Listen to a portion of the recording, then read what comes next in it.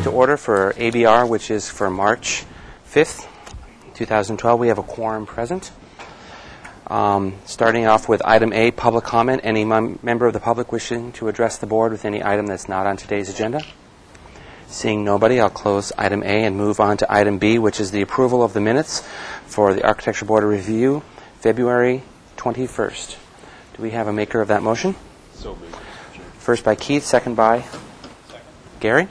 Any comments on the minutes? Kurt. Thank you, Mr. Chair. Item 1, under the motion number 4, eliminate the word single. Single flat vertical panels? Yeah. Rather than flat vertical panels.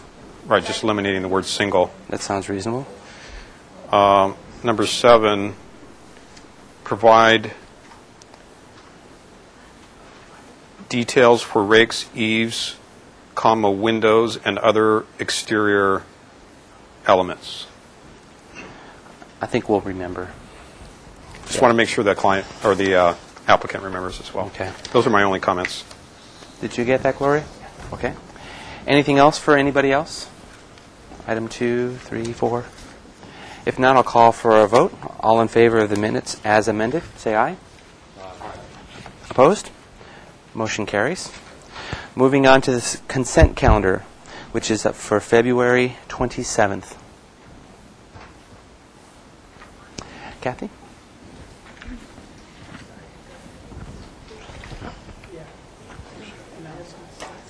Oh, I'm sorry. I need to make a motion for a first and a second before you start. First, a motion to approve the minutes for the consent calendar for February 27th. First by Gary, second by Kurt. Now you're on. Thank you, Chair. So let's see. We had review after final 2017 Chapala, and that received approval with the condition. Item B, 422 through 448 Santa Fe Place, review after final. It was continued to today's March 5th full board meeting. Item C, 1924 Emerson Avenue. Also, a review after final was postponed for 1 week at the applicant's request. New item 1529 Eucalyptus Hill Road. Received project design approval as submitted and continued indefinitely for final approval. Item E, 502 East Anapamu, received project design approval and final approval with conditions. Item F, 410 East Anapamu, received project design approval with conditions, continued indefinitely for final approval. Item G, 504 West Pueblo Street, project design approval and final approval as noted. And item H, 29 Broadmoor Plaza, project design approval and final approval as noted. Great. Thank you very much. Anybody have any comments on those items? If not, I'll call for a vote. All in favor? Aye. Opposed? Motion carries. We're going to move on to the consent calendar for today, March 5th. Do we have a first and a second for that motion? First by Keith, second by Kirk. So we have item A, 1924 Emerson Avenue. It was postponed indefinitely at the applicant's request. Item B, 410 East Anapamu, received final approval as submitted. Item C, 1812 San Pascual, was postponed 1 week at the applicant's request. Item D, 2206 Oak Park Lane, received project design approval and continued 1 week to consent for final with comments. Item E, 520 East Yananali, received project design and final approval with a condition. And these items were reviewed by Paul Zink. All right. Any comments or discussion? If not, I'll call for a vote. All in favor? Aye. Opposed? Motion carries. Moving on to item D, announcements, requests by applicants, continuance, withdrawals, future agenda items. I'll be withdrawing from items 2 and 4 on today's agenda. 2 and 4, and we still have a quorum, so you folks cannot leave for items 2 and 4. I guess I'll also make an announcement that Dawn Sherry is sick today, so I'm sitting in for her as the vice chair. Yes, Mr. Chair, I just wanted to note that I did send out an email about the ethics training not being a requirement, so I apologize for that misdirection. Apparently, the city clerk had it wrong that you were supposed to take this training, but it only applies to Planning Commission and Council because they are compensated, so this law does not apply to you. So I don't know if all of you took that training already. If you did, I hope you learned something. The second thing is that we do have a disclosure, annual statements that are still due, so I'm hoping that you will do that if you haven't done so by the end of the month, which they are required to be submitted. Okay. And I'll send you the link if you haven't gotten it from Tony yet, where you can do it now online this year. So we'll do that.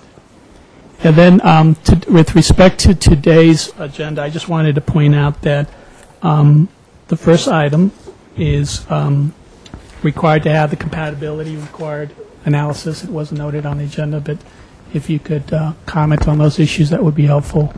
And we don't have a landscape architect today. However, you are challenged to try to deal with that issue today rather than move it forward, but that is an option if you feel uncomfortable about that issue.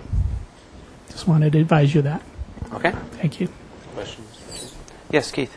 On that first item, though, it indicates comments only at this point. So do we address the compatibility issues You at this still point? do that.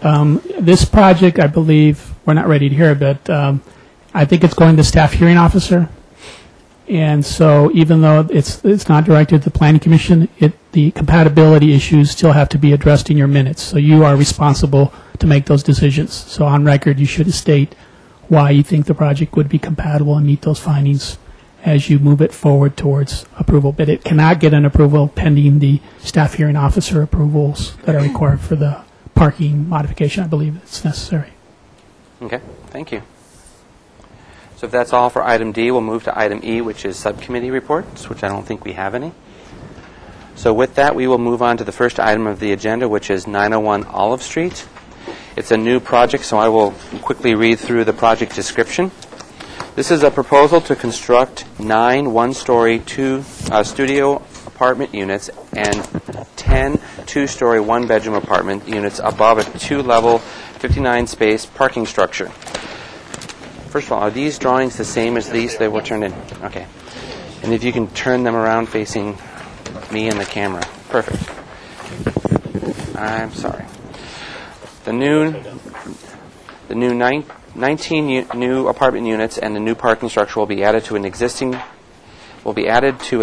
two-story, 18,000 square foot office building. The project will include alterations to the existing office building, including a facade remodel, improvements on all sides, new elevator, new roof with light well, solar panels, and a new basement mechanical room.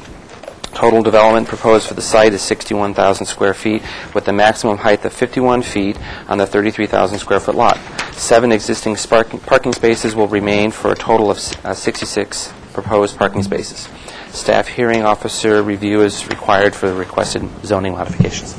I have your name for the record and your presentation.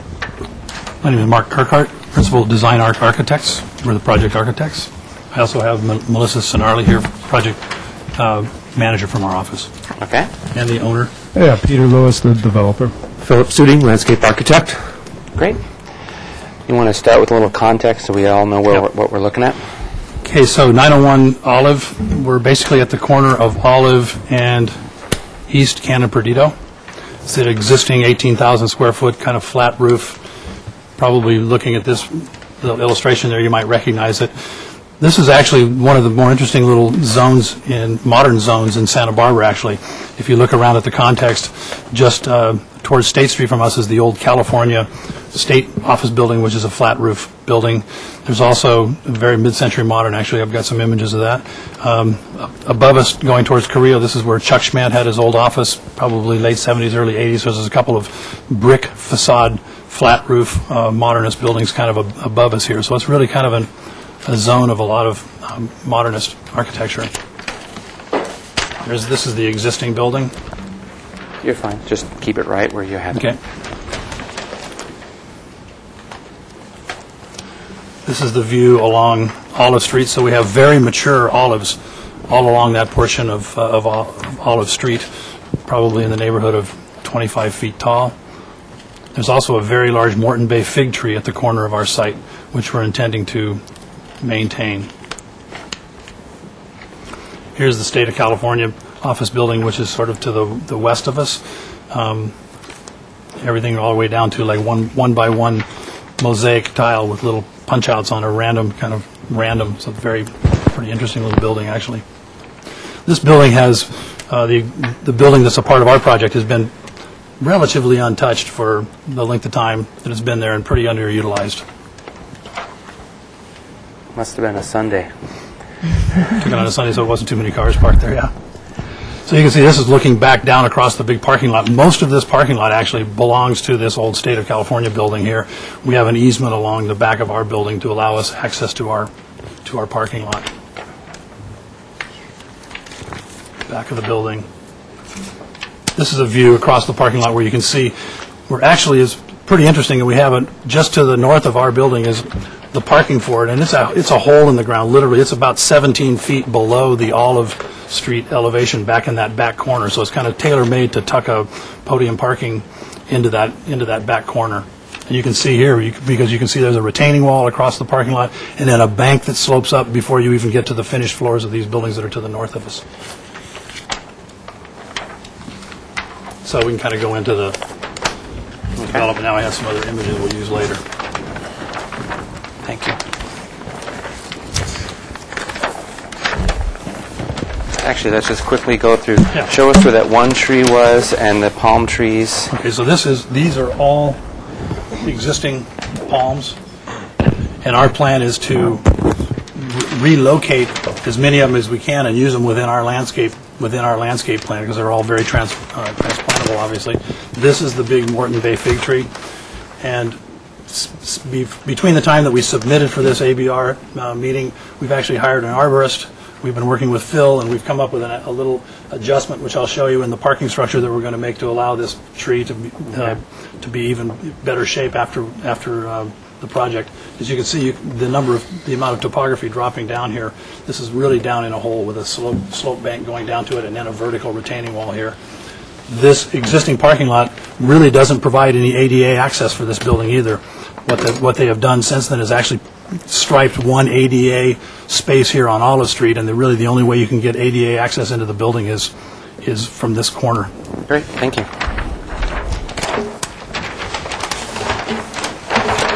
So this shows the overall project. We're not adding any square footage. We're just doing a complete facelift, and we'll probably be gutting and redoing the interior of this for tenants, but we're not adding any square footage. There's no intensification of use. So the new portion of the project is here. It's basically 2 levels of parking and then a 2-story plus mezzanine apartments on top of it. This is a great opportunity. These are going to be rental only. We're not going to be putting a map on this. This is kind of the classic downtown workforce housing. They're small units. They average under 1,000 square feet. All of the units, they range between in the mid-800s to just over 1,000 square feet. They're basically studios and a 1-bedroom loft unit, 19 of them. We're also taking advantage of this opportunity to bring ADA access to this building by proposing another lobby that would be connected with the parking, so we can have direct access right into the main floor of the office building. So there is actually one portion of that existing building that has a tenant down on the ground level here with these existing tuck under parking. Practically the basement level. It's like it's a basement level. It's fully below grade here. So we have this easement here across that parking lot.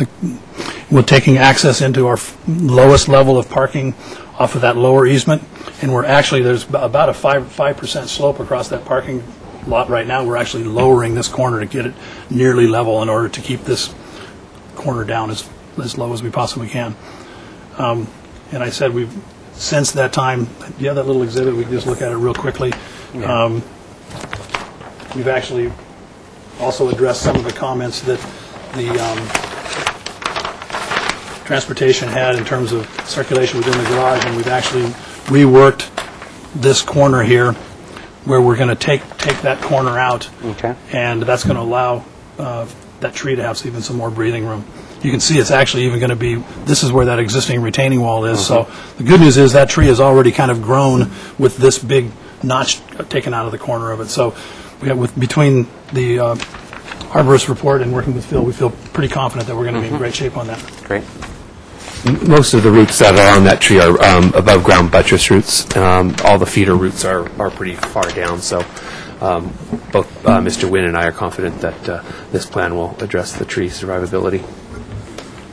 So then on the next level up, we're taking access off of Olive Street here, and this ramp is actually dropping down a couple of feet so that this level of the parking is absolutely coplanar with the existing office building. So you could park here and go straight in terms of ADA.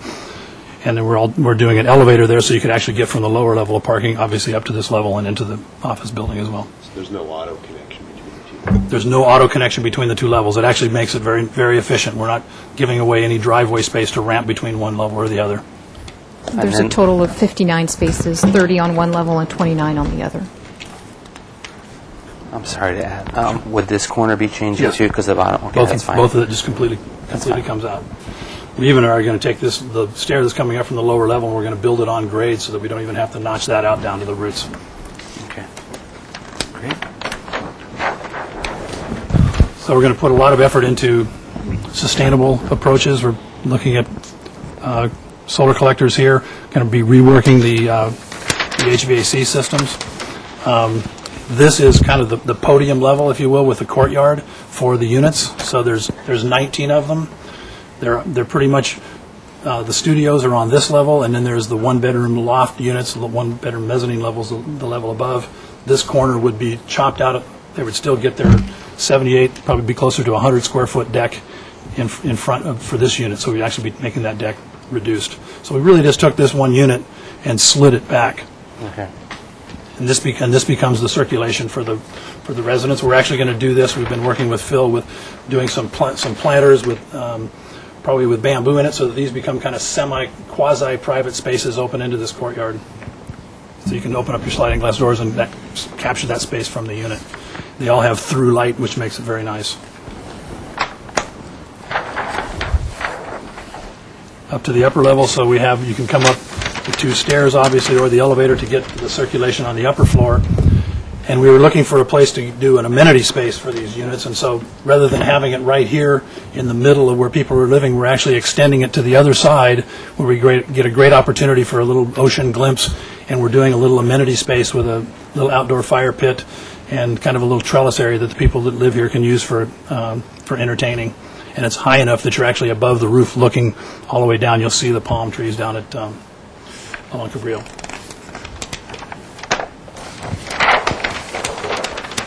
So these are the little mezzanines, are just these lightly shaded piece. And that's a two-story space. We've got some sections, you can see that.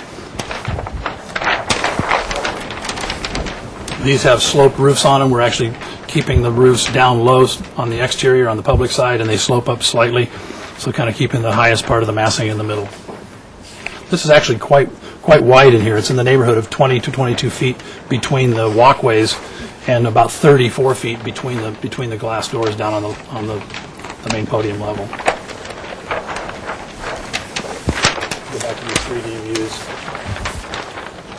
So on the existing building, one of the things that we're thinking of doing to enhance it is it has these very tall, kind of spindly tube steel columns, which we kind of actually like.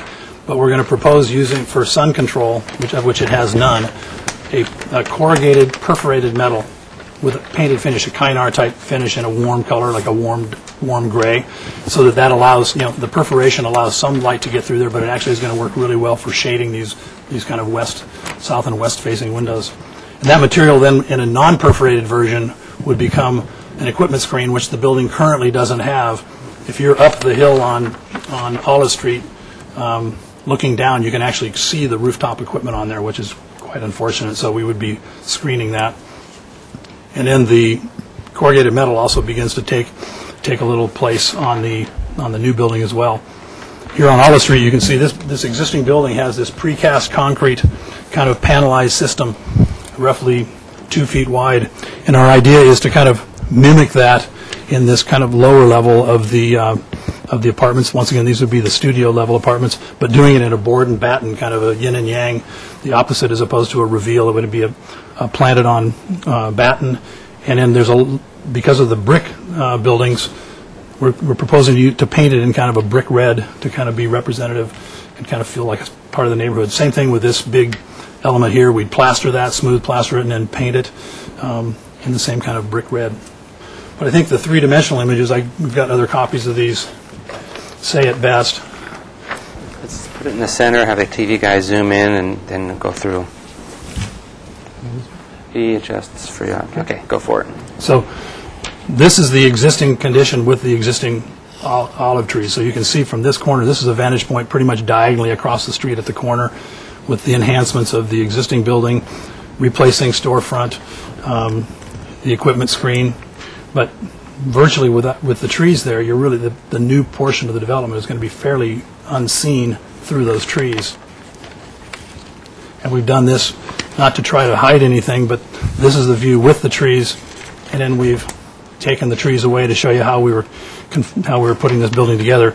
The idea is, because this building has such a strong sense of horizontality, the existing building, our idea is to do this kind of cowl that organizes the upper floor studio units, or the one-bedroom units, and then the little balconies are poking out in between that, and it kind of rests on this main building body of the brick red color. This is where the pedestrian access. Is this cantilevering out here? It's actually cantilevering on a column here. Shows, you can kind of see it right here. That piece rests over and allows for our little the pedestrian access up onto the podium right there. And then this is the unit that is set way back, because here's that big Morton Bay fig tree. And is this accurate representation? Yeah, that's the height of it. It's a brick, and it's a brick building. There's no windows on that side. There's no windows on that side. It's a brick building. So here's another view looking the opposite direction, once again with the trees, the Morton Bay fig here. So this is looking down Olive Street. We took the trees away so you get an idea of what the building massing really is. Although, literally from across the street, that's what you're going to see.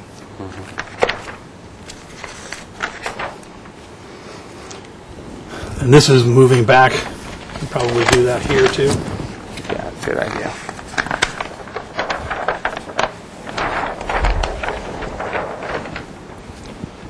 Looking at this one, this is the view from the parking lot. So that's this piece back here. So that's the this is the driveway entrance into the lowest level of parking, and then the second level of parking is right in here. We'd be using the same perforated, corrugated perforated metal, so it allows screening of the cars, and you can very carefully coordinate that. Of course, we'll have enough of that we'll be able to determine the size and spacing of the holes, so we can get natural ventilation, but still do enough screening so that you're not looking at the cars. And then this raised planter in here, we're going to be handling some of the stormwater there, as well as over on the Olive Street side. Here we're kind of reversing the idea of the materiality. So this is a 2-story high cowl that organizes these units with our same kind of board and batten panels for shear walls in between the units. Okay. So that's what you can see here. This is looking back. Just back for the TV guy to zoom in again. Thank you. This is pretty much an accurate depiction of the height of those buildings that are at the very far back of the parking lot. Excuse me. And that view's without the building in the foreground, the California building. This is really kind of looking across the parking lot. Actually, on Sunday. On a Sunday, we can look at that back here. There's a view of that. Right Probably there. closest to that. So what is the height relationship then of the new building and the existing? You know what? Let's hold off on questions till it's our turn. Your presentation is fabulous. Why don't you wrap it up? I mean, we're yeah. No, I'm just trying to stay on task. Yeah, we're trying to keep it moving here. No, you're doing good. Let's go back to where we were, because that was a great picture. There we were. You can see, to answer your question, since we're right here, you can see on our section here, we've shown the relative height. You know, we're probably about 5 feet above for our cowl here is probably about 5 or 6 feet above the height of that existing parapet on that neighboring building. Inside the courtyard, here you can see I talked about these little planters that would be little bamboo, so you kind of get a nice lacy privacy screen. So these actually end up being small little yards, and we're using the same perforated metal in kind of alternating patterns to break up that's the walkway around it. And we've been thinking about using redwood hot tubs for the planters. We're going to do this primarily with containers as opposed to building waterproof planters on top of the deck. So that was one idea we had for that, to get a nice big container in a fairly reasonable way. And this, we just did a little rendered view of that amenity space, which is off of the end of the south end of the courtyard. So it's up on the second floor, the level where the walkway accesses the one-bedroom units, but you can actually go through between the stairs and the elevator and kind of get out on the south and have a great little shaded structure and then an open fire. Wouldn't be wood burning, obviously. It'd just be a little gas fire pit. We did a little close-up. We actually rendered the corrugated metal.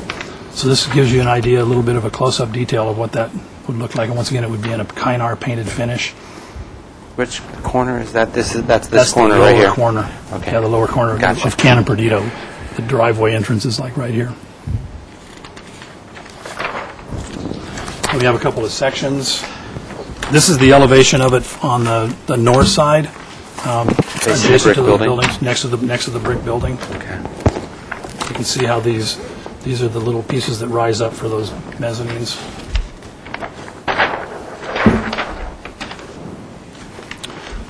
Project description calls it a 5-story building.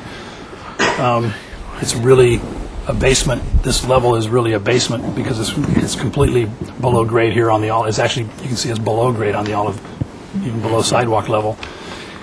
And then these, we think, are mezzanines, although we're having some discussion with the building department regarding that.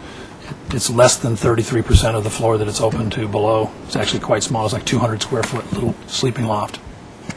And then your overall height is 60 feet, which is shown. That's the 60 foot, and of course that works way against us, especially when you're over here on Olive Street, because you have to take that from the existing grade down in the hole. So from this side to this height from the sidewalk is like about 33 feet. Okay, thank you. Another cross section. So once again, here's the height limit. We're below the height limit. We feel it's an opportune site to drop in a mixed-use building where you can get the parking to work in that existing hole. And we're quite excited about being able to bring a project before you that's 100% rental and by design will be affordable for a long time. The last thing, if you can go through in your presentations, explain the mod and the staff hearing officer part. Okay, I'm going to let Melissa talk about that. Perfect, and then we'll move on. I just make some brief comments about that. Let her go ahead. That's true. I forgot about landscaping. Yeah, an overall site plan, I guess. We submitted a parking modification along with Dudek and our transportation engineer, ATE, to request a mod on the commercial aspect. There are currently, I believe, 46 spaces, legal non-conforming parking, including 7 parking spaces that are tucked under the existing commercial building, and then the remaining is on the parking lot. We thought we'd be able to carry over, but since this is an addition, we were asked that we bring up the parking, and the suggestion was to go with a parking demand analysis, which is, I believe, 1 space per 247, and we were 247 square feet, one space? No, it's 2.47 per 1,000 square feet. I said that wrong. We submitted it a couple weeks ago, and obviously it's going to staff hearing officer. We are proposing 47 spaces currently on the drawings per the ITE standards of the 247 per 1,000 square feet. And we also have an additional 3 supplemental parking spaces for a total of 50 spaces, which would be shared, and then 16 designated spaces, which is for the residential. So ultimately, the 50 spaces become shared different peak hours for the office and the residential use. Otherwise, we would have to, increase the parking significantly, which we wouldn't be able to work with with this project. As the ordinance allows, you can reduce as long as the square footage of the residential is not more than 50% of the total. You can reduce the parking of the residential by 50% because of the shared uses, the alternate peak hour. We have that very same situation, by the way, up at our office with the 5 units that are behind us, and we've been there for now over 5 years, and it's worked out great. When our people leave and the weekends, the people that are living in the residences are using the parking lots. I mean, that's the whole concept behind it. So that's the only mod we're asking for. We're not asking for any modifications of setback, height, anything. It's only the modification to allow the parking number to be determined by a parking demand study as opposed to just by what the ordinance would read. Okay, thank you. We're trying not to build any more parking spaces than we need to. There's a very good chance that we would be going after a LEED, either certified or silver. We're still in the process of talking about that. Mr. Phil. Yes. If you could flip back to the previous plan here. Just wanted to point out a few things. Number one, the ficus. When I was initially contacted about that ficus to take a look at it, correct. It's not a fig tree like he said? It is. Ficus and fig are the same thing. Okay. Morton, big fig, ficus, macrophylla. Anyway, we had initially talked about how to preserve that tree. That's always really been at the forefront of this project. So I think with the arborist sort of input and my input and the owner's sensitivity and the architect's willingness to carve out a significant corner of the building to protect that tree, I think that tree is going to be in good shape. Another couple of things I wanted to point out. In general, this landscape is going to be a very clean, simple, non-fussy, broad strokes type landscape. Don't need to detract from the building, need to complement the building, so I want to keep things simple. Wanted to point out here too on Olive Street, currently these olives are in cutouts, and the concrete goes all the way to the back of the curb, so we have a really wide sidewalk, if you will. We are proposing to connect the planters or the cutouts and create a contiguous planter with a walkable ground cover. Also, clearing up, really kind of opening up this area here. It's got a wrought iron fence across it, a hedge, and it's going to really serve this corner well to open that up. The last thing I wanted to point out, I think it's a brilliant idea to reuse these existing Mexican fan palms, Washingtonia, throughout the project. They're a significant skyline tree. I have had the opportunity to do the exact same thing at an apartment complex in Goleta, and once those palm trees went in, it gave scale to the whole project, and everybody was extremely pleased that we saved those palm trees and were able to utilize them again, because like I said, it just really gave a great scale. Yeah. We'll be putting them between the buildings, so that's going to help with the buildings, and then we'll also be lining them up there. So like I said, we'll be dispersing them throughout the project, and I can't tell you how that just really grounds the project immediately. So we're very fortunate to be able to use those palms again, I think. Thank you. Anything else you want to cover before we go on to public comment and move on? I think we're good. Thank you very, very much. Going to open up public comment. I have one speaker slip, and if there's any more, please bring them to the staff. This is something Ernie Watson. That's me. All right. I have a property at 1001. Why don't you have a seat and introduce your name on the microphone so we can have it on the record, and then go for it. If I got to sit down in this thing. Yeah, I'm Ernie Watson. I have the property at 1001 Olive Street, and 1001, is that one I block have nothing up? against the architecture other than to say that it's not Santa Barbara. Mr. Watson, wait 1 second. It's right here. I just want to make sure. Are you Exactly where it is. Thank you. He's right there. I'm on the corner. There. Carrillo, East Carrillo, Olive. Okay. That's his property right there. Correct, Mr. Watson? That's correct. I'm on the corner. All right. The only thing I wanted to say was I have nothing against the architecture other than to say, as I said earlier, it's not Santa Barbara, but that's all right. it's up to these wise men on this board to select the architecture you wish to show. And I'm not against that architecture. But I am concerned about the general area that this project is going in, and this may not be something for you to consider. But Olive Street is extremely narrow. It was built back in the 30s. It was called Canal Street, and there are hundreds of scrapes and lost rear view mirrors on that street because of its narrowness. The olive trees certainly are beautiful structures, but they sure do drop a lot of olive fruit. And then there's a lot of carpets that need cleaning in these houses. So the general impression I have is that if you're able to present or suggest conditions to this, I think that at least this one block ought to have its street widened. All right. It's the circulation around the high school, and there's a lot of traffic on it that goes around the high school. Anything else about So the that's architecture? essentially what I'm here for. Thank you very much for your time. You bet. Are there any other speakers? Is that a yes? Yes, but I didn't know I was supposed to. It's okay. You can come and speak and then fill out the pink form later, because then we'll get you on our mailing list. Or you can submit written comments. So. Okay. Can I have your name for the record? My name's Deborah Whitson. Okay. I'm the property manager for the building next door, State of California building. Okay. And I was wondering how many residential parking spaces, for visitors. Well, I'll have staff answer that question, or we'll ask staff that question. So we'll talk about parking. Okay. Residential parking. And I thought I would be able to see a picture of the balconies that will be overlooking the State of California parking lot. Okay. We'll look into that. Balconies. Anything else? And those are just the two things. Great. Thanks. Someone will hand you this form. Are there any other speakers?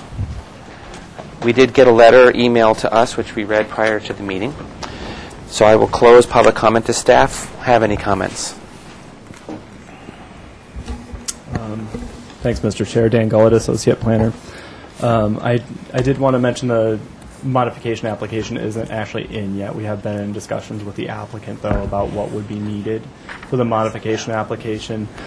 Transportation planning staff reviewed the parking demand study and shared parking analysis and agreed with its conclusion. So the zoning ordinance requires 84 spaces, but considering the office uses and the shared parking between the units and the non-residential uses, the parking demand is 63, and 66 spaces are provided with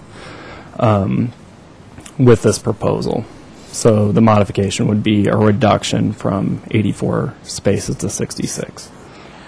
We had one public speaker asking about parking for visitors, residential visitors.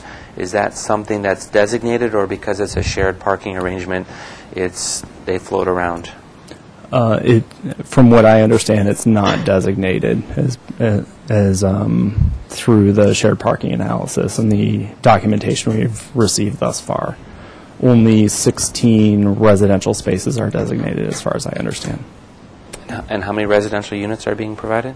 19. 19. Okay. Any other questions for staff? If not, I'll go to the board.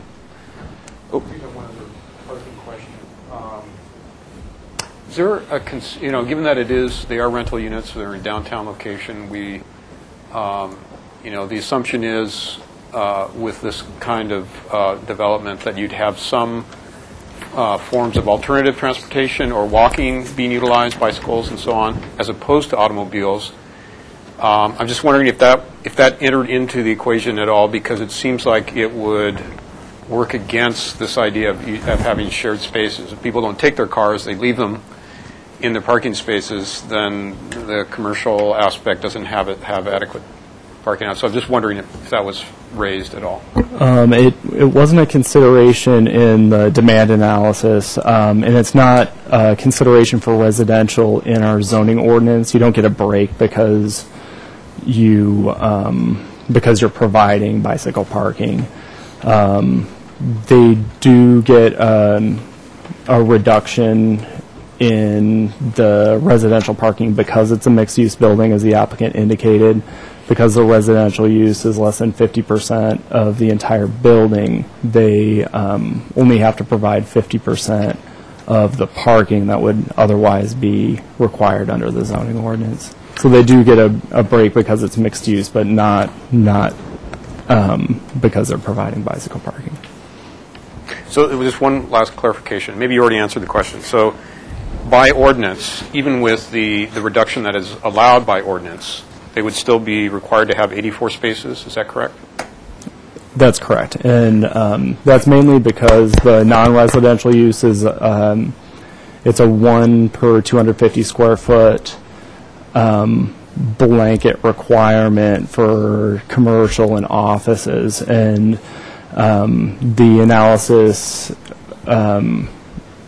looked at the non-residential building as offices. So from what I understand, it would be a condition of the approval for the parking modification that the uses in the commercial portion of the building be restricted to offices, not allowed to be more publicly available non-residential uses. Add a clarification to that, just to make sure that we're correct. Okay. I think the 4 per thousand or 1 for 250 is the blanket requirement for the commercial zone.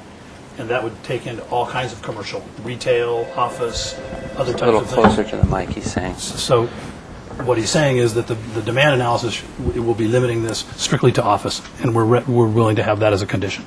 So office tends to have less than blanket commercial. Mr. Chair, I also like to clarify, in our calculations to come to the 16 designated parking spaces for the 19 units, we did account for 1 space per 4 apartments on guest parking. You take the total of all those requirements and take the 50% reduction.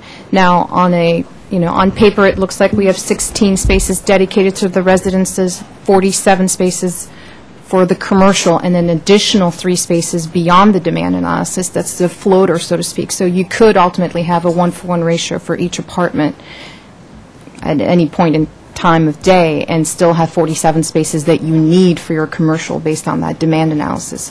However, we thought that per code, since we only need 16 for the residences, that it should be a total of 50 that are shared for the commercial and beyond. So obviously off-peak hours, there would be even more than those 3 spaces available for surplus on the residential as needed. Thank you. Thank you. If not, any more questions on parking, or we'll just go through and ask questions of the board members. Who wants to jump in first? Mr. Keith. Do you have any context photos of the properties across Olive that you can walk us through? We didn't talk about that. And context photos in general. We submitted a set to ABR. There's a second one as well. These didn't have any context photos. Across on this side of Olive, can we take any photos of The east side of Olive, yeah.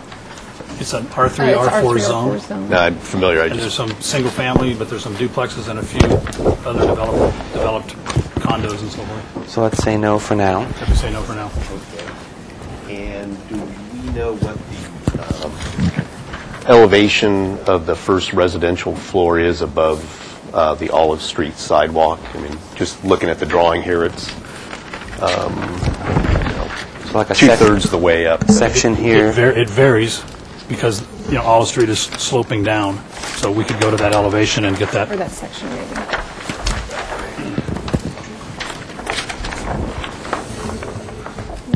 So this elevation difference here. Once again, it varies. Just the average of the range. So I think we have the elevation. You can see the elevation right here. Sorry. This isn't it. That's the brick one. Sorry. Okay. Where's your? Here we go. I didn't. Yeah. So here at this end of the building, Correct. This is a section through the sidewalk. So it's in the neighborhood of 5 feet.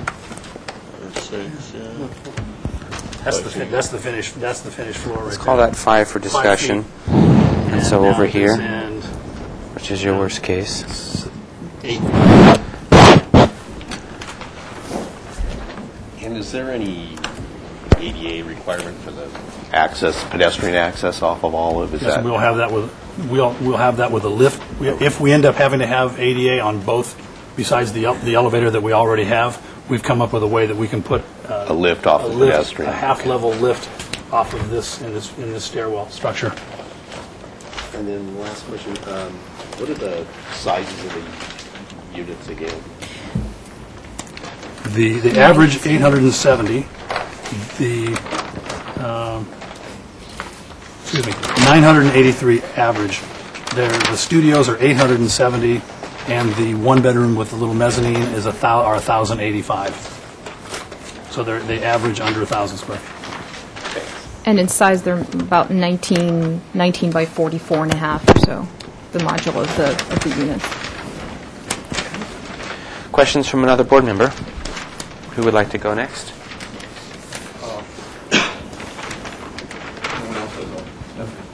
And make sure your mic is on. That's my job. Could you please point out the relationship of the balconies and floor levels along Olive Street? Just distances, setback distances along there, just to clarify that.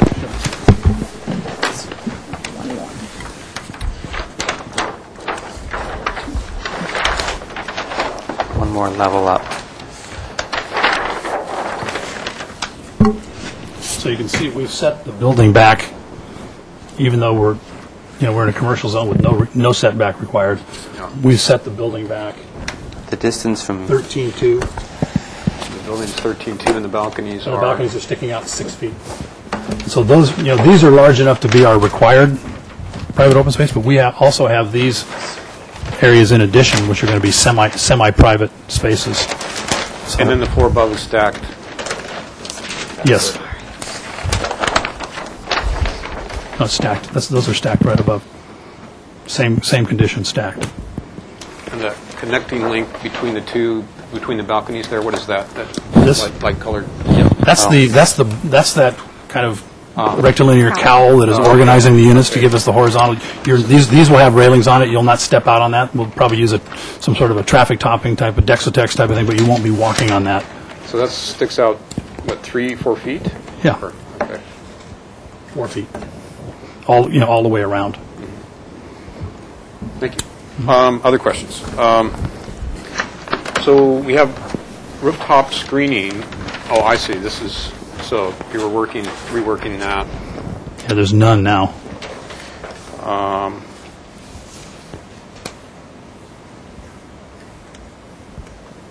think that's it. Okay.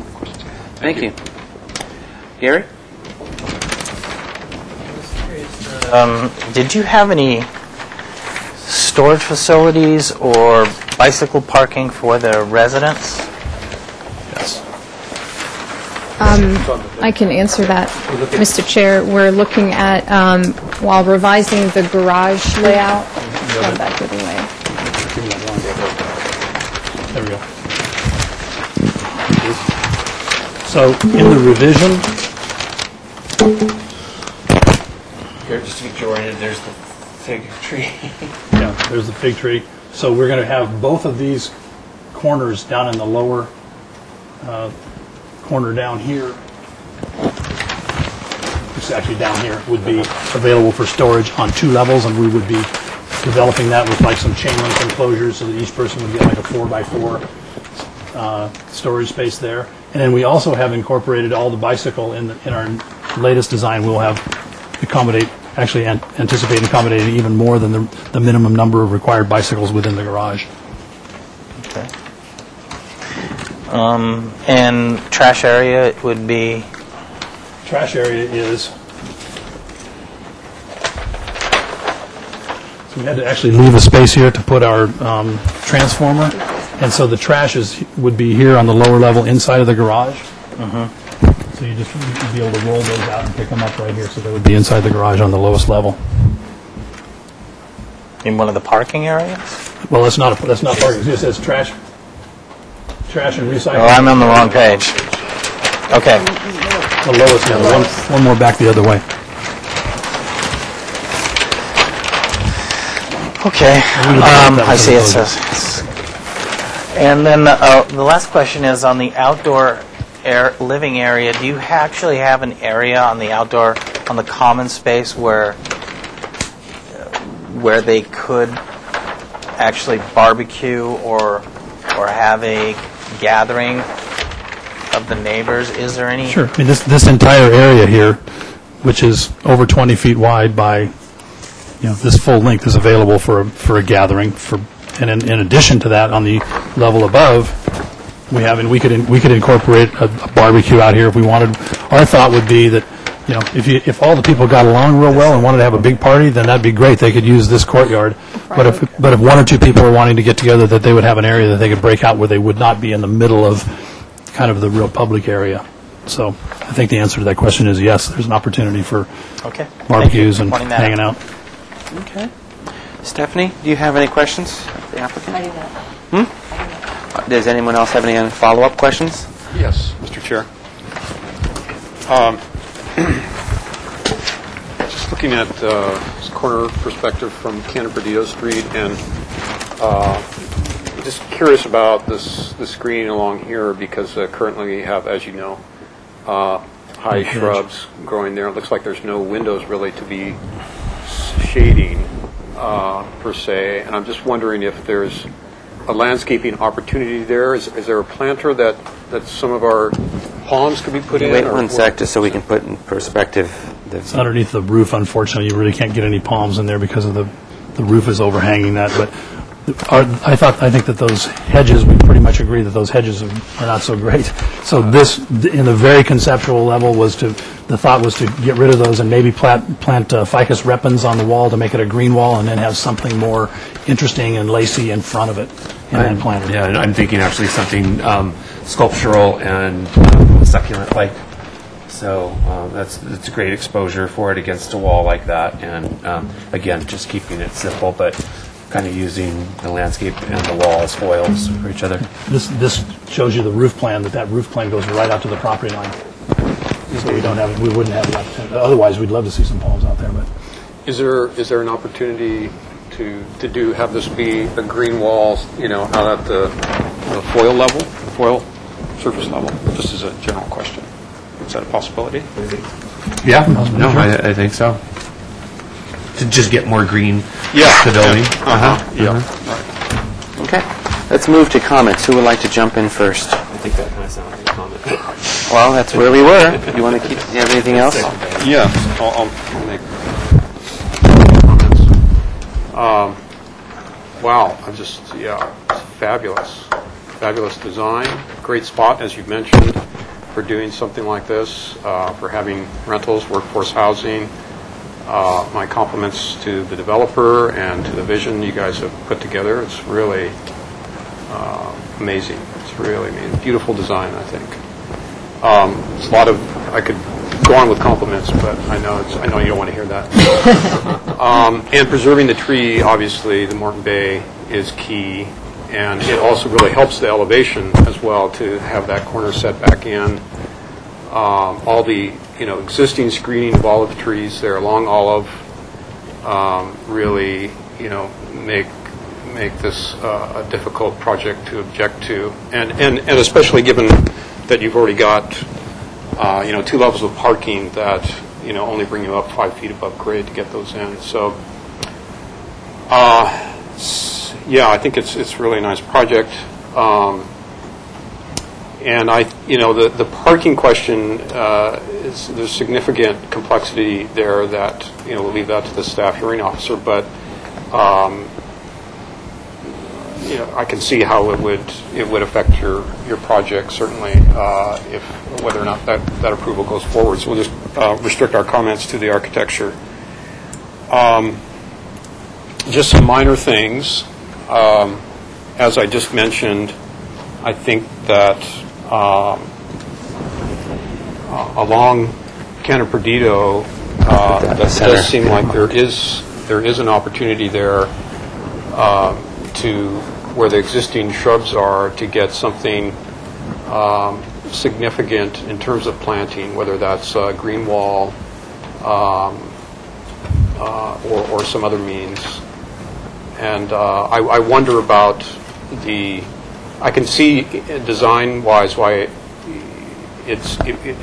or artistically, aesthetically, you might want to have that lower foil, but because it is not functioning as a shade right there, I'm wondering maybe that should just not be there.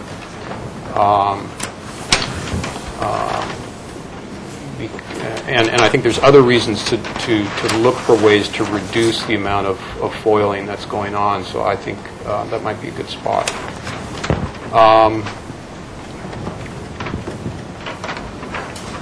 I would say the same thing about the rooftop screening, that if there's a way, of course you do want to leave room on the roof for maximizing photovoltaics, but if there's a way to pull that back from the roof edge a little bit more, particularly at the Olive Cannon Perdido corner, just to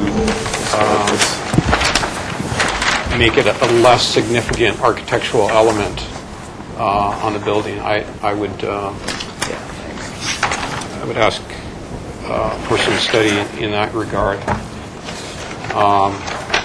And maybe that means even pushing all those elements closer to the new building, just to get a little bit of relief on the other side.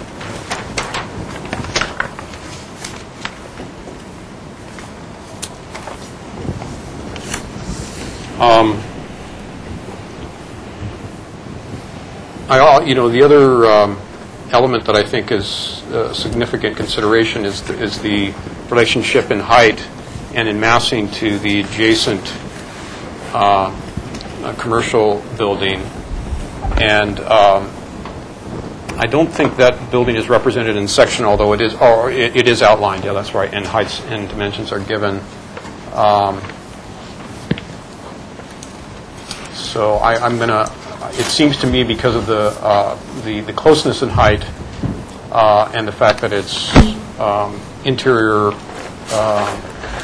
from the street, and that there's no windows on the adjacent building, there's a number of considerations there that make all of that acceptable as well. I think those are my comments. Thank you very much. Who would like to go next? In any particular order? Go for it. Well, first of all, I think we need to see the context photos across the street, because I think the scale there is, realizing that this is a commercial zone, but the scale it's a big jump in scale difference from the kind of the smaller structures across the street. I think the mixed use concept and rehabbing the existing commercial building and the shared parking and the request and modification there all make perfect sense from a planning standpoint. So I think those are all really positive things. And the way the site planning, I think, is really takes best advantage of the existing conditions. I do feel that the building could get some reduction in scale, particularly given the context across the street.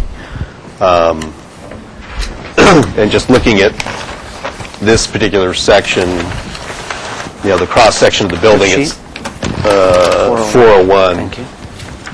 The cross section, the building's symmetrical, but on the one side we're interior to the block with bigger scale buildings, and on the other side we have a much smaller kind of context. So I think the layout of the building should kind of reflect that and have a smaller scale on that eastern side, and them having more mass on the opposite side seems to make more sense.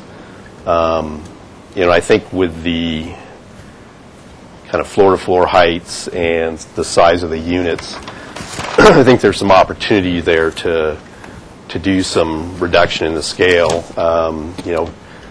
The mezzanines on this side, are they, for example, would they want to be placed exactly as they are here? Could they be back further? Could all the studios be on Olive Street, again, to reduce that scale and have the bigger units here? So I think those are some mass, bulk, and scale issues that I have some concerns about. And then, I think the architecture, I think what you're doing with the existing commercial buildings really good. I like how that's transitioning to the residential building, and I guess I'd like to see maybe a little more of that transition aesthetically to, there's the brick commercial building next door, something that's maybe kind of bleeds it more to the other scale up the street where you have kind of more traditional, smaller structures. Not quite sure how that's done.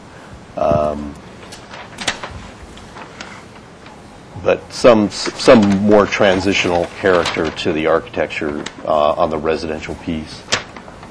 But like I said, I think it's a great use of that site configuration and ingenious use of the parking with the shared parking. So I think has the potential to be a really nice project. Thank you, Keith. Gary or Stephanie? Gary? Yeah, I'm going to take off where Keith was talking about the height. The siding is perfect. I mean, it works out really well. But I'm a little leery about the height, and I would look to see some reductions in both the garage heights seem to be excessive, given how high the garages are for the city. I think there's some reductions that can be done in those parking areas. I think that there's some reductions on the plate-to-plate height. You have some 12 and 11-foot plate-to-plate heights. And I think some reduction can happen in those areas to bring the scale down a little bit. I think compatibility-wise, yeah, there's a stark difference from what's across the street here, but I do think it's compatible with the commercial end of the neighborhood. So I think that the architecture's handsome and will work okay in this area, especially given the olive trees. I would like to see a little bit more landscaping opportunities. Some in the podium areas, it seems to me that there's a lot of hardscape and very few planter beds or planter areas. Especially if you're having such, as you have right now, such high garage areas that you're not sinking some of those garage areas and using them as floor level planting seems a little bit like poor planning to me. I think that there should be a feel that it's not such a raised area and a feeling that you do actually have in a landscaped area, especially on the second floor level when there's a garage down below. I think there's opportunities to bring that into a natural setting that it doesn't really feel like you're at a podium. And I look to seeing some study done in that area. Something else that bothers me is that the transformer is taking up such a huge chunk of landscaping, and I would say look to opportunities for putting that subterranean in the garage or subterranean in the driveway area or something, because it's an Edison piece, and transformers are underground in that area. So look into seeing if that's a possibility. Another thing that I would like you to look into prior to finalizing this is think about where our 19 water meters and our 19 gas meters are going to go, that they're not going to be taking up a huge area of landscaping in front. Get them in that subterranean parking area against the wall. Get them in areas where we're going to have our cross connection and all of this that's not going to be visible, that's not going to be taking up such a minimal amount of landscaping area that you're allowing. So I'd like to see where all of that is going to be happening on this project.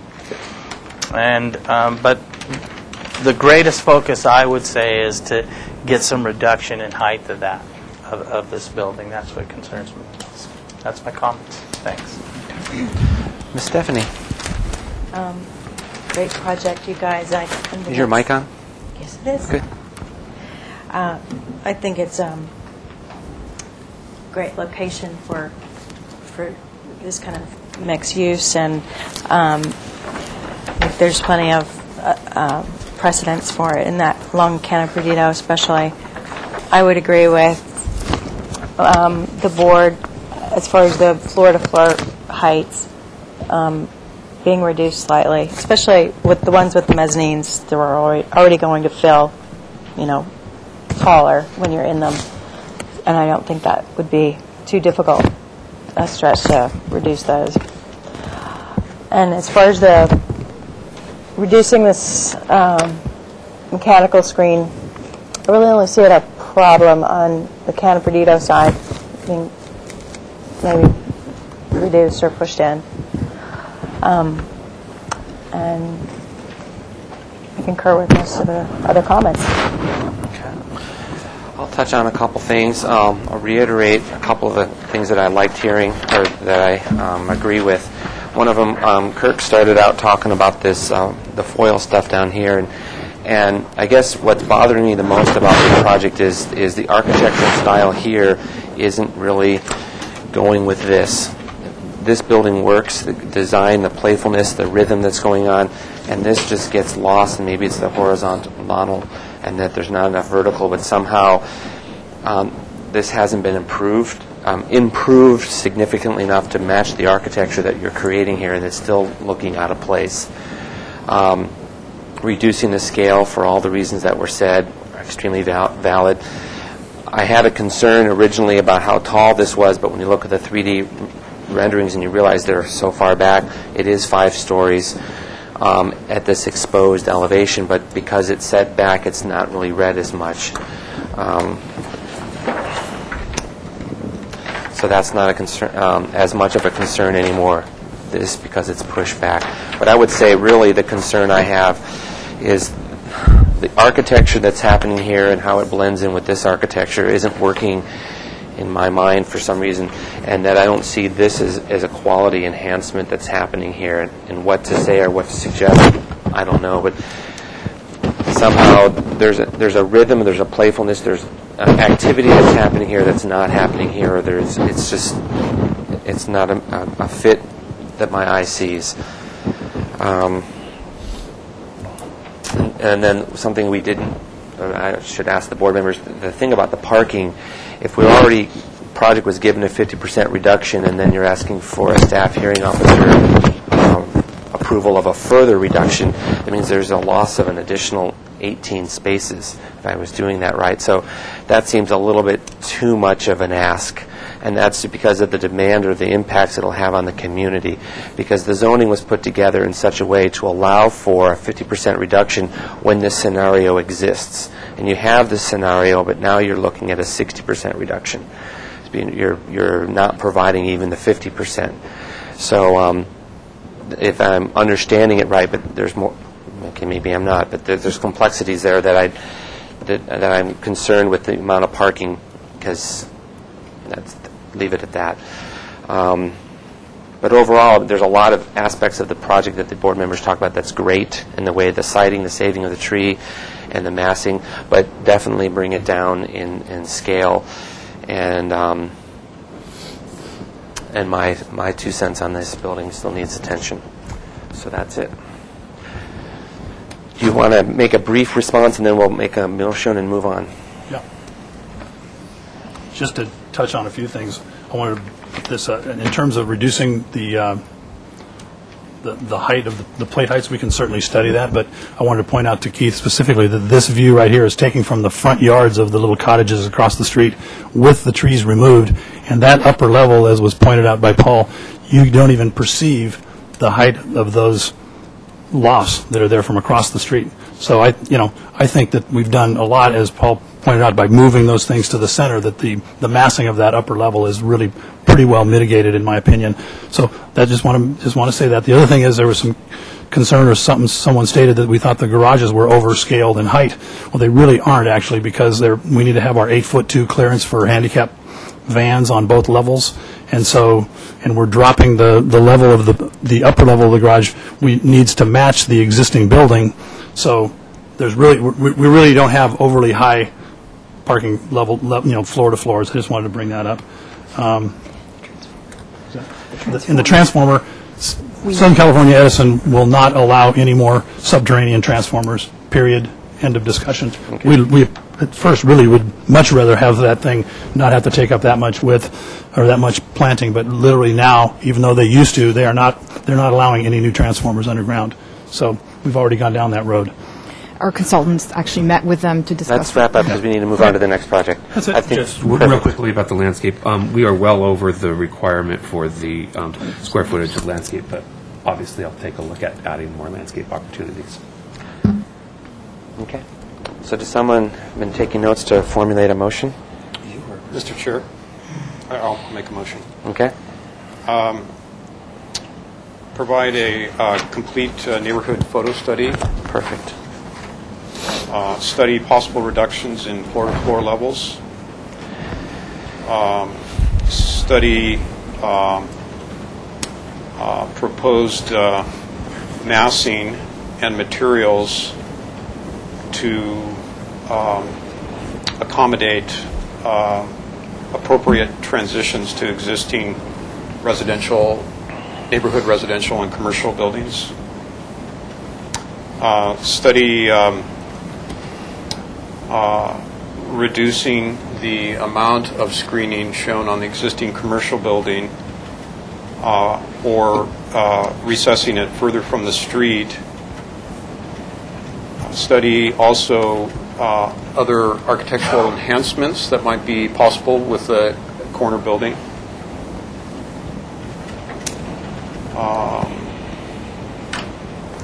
Provide a landscape plan that includes a study of maximizing landscape areas wherever possible.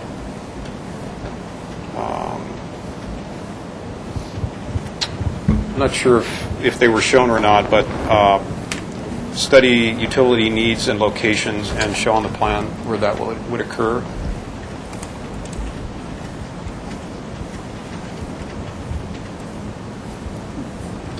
Those are the comments I have. Does someone want to second that motion? I'll second that under discussion. We can add that the board finds that the requested parking modification has no aesthetic impact. Okay. Would the maker of the motion want to make a comment about the tree that's being saved at the corner and the way the building is carved out, or just leave that out of the discussion? I commend the applicant for working around this tree, even though they probably were required to. The street committee would never allow them to cut it down to begin with. Yeah, but it's nice that it's being saved and worked around, and there is a reduction that's happening in the building because of it. So, the maker of the motion, I had a comment you said about study possibly lowering the plate heights, and I'd just like to have it say study lowering the plate heights and remove the word possible. And the conversation would be that the plate height of one of the garages is dictated by the second floor of the existing structure, but there's no reason why the garage can't be 2 feet lower and there's a ramp that happens here, or even if it's 1 foot lower, it's a 12-foot ramp that you can swish back around. So there is, study ways of reducing the floor-to-floors, and delete the word possible. And then as for the utility needs, I think it should be done at a diagrammatic level at this point. Sure. As long as you understand we're not asking for a lot, just put some thinking behind that. Mr. Chair, did you want to make any comments on the project compatibility findings? Or did you? I should ask the board, do you think this project is ready to go on to the staff hearing officer to see if they can get the parking worked out, or should we have it come by one more time to take a look at the massing before it goes on to the staff hearing officer? What's the board's ideas? We could take a straw vote, I suppose. I think since the parking is such a significant aspect, and if it requires a reduction in number of units, it's going to impact the project. So I think it should go on to the staff hearing officer if the applicant is interested in doing so. Okay. Does other board members? I completely agree with that. Does anybody want to make any comments about the parking for the staff hearing officer, or has, like I said, has no impact? Use issue. No. All right. We'll leave it at... Question about item 3 in his motion. Could he repeat that? Gloria? Study proposed massing and materials to accommodate appropriate transition to neighborhood, residential, and commercial buildings? Significantly vague, I think. You want to elaborate? No. I think. Well, I think it incorporates Keith's comments about wanting to understand better the relationship with the neighborhood, the commercial and residential aspect, and to make sure that the new building accommodates that and incorporates that into the design somehow. And I think there's a number of ways that can be done, so I've left it vague. And I'm not saying that the building doesn't already, and maybe it can be just demonstrated. So that's. I don't see the need of that comment because it's like it's already there.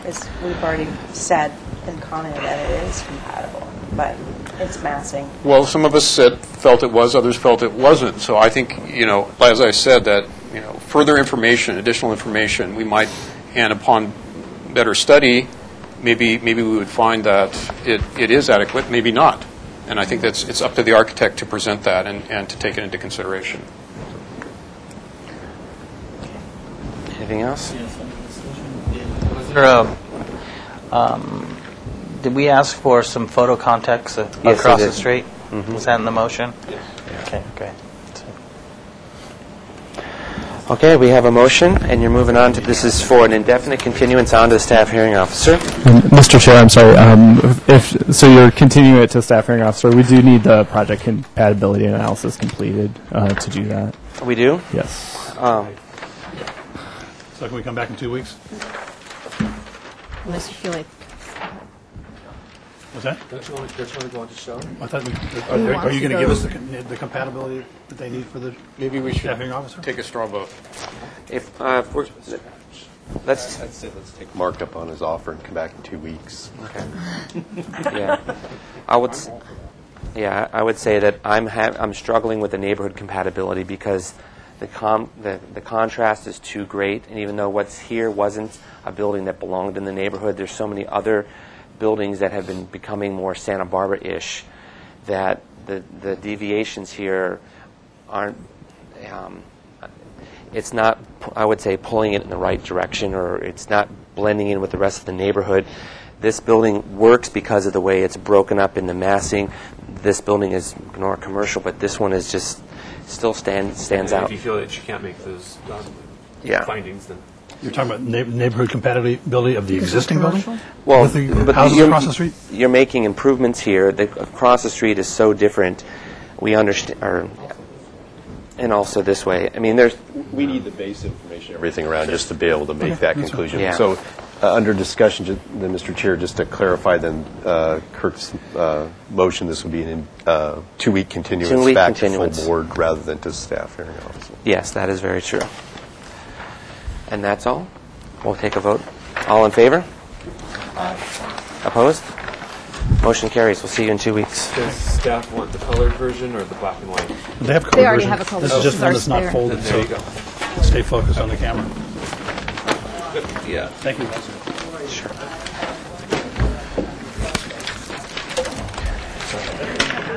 Him under the bus. Wow. Half hour late.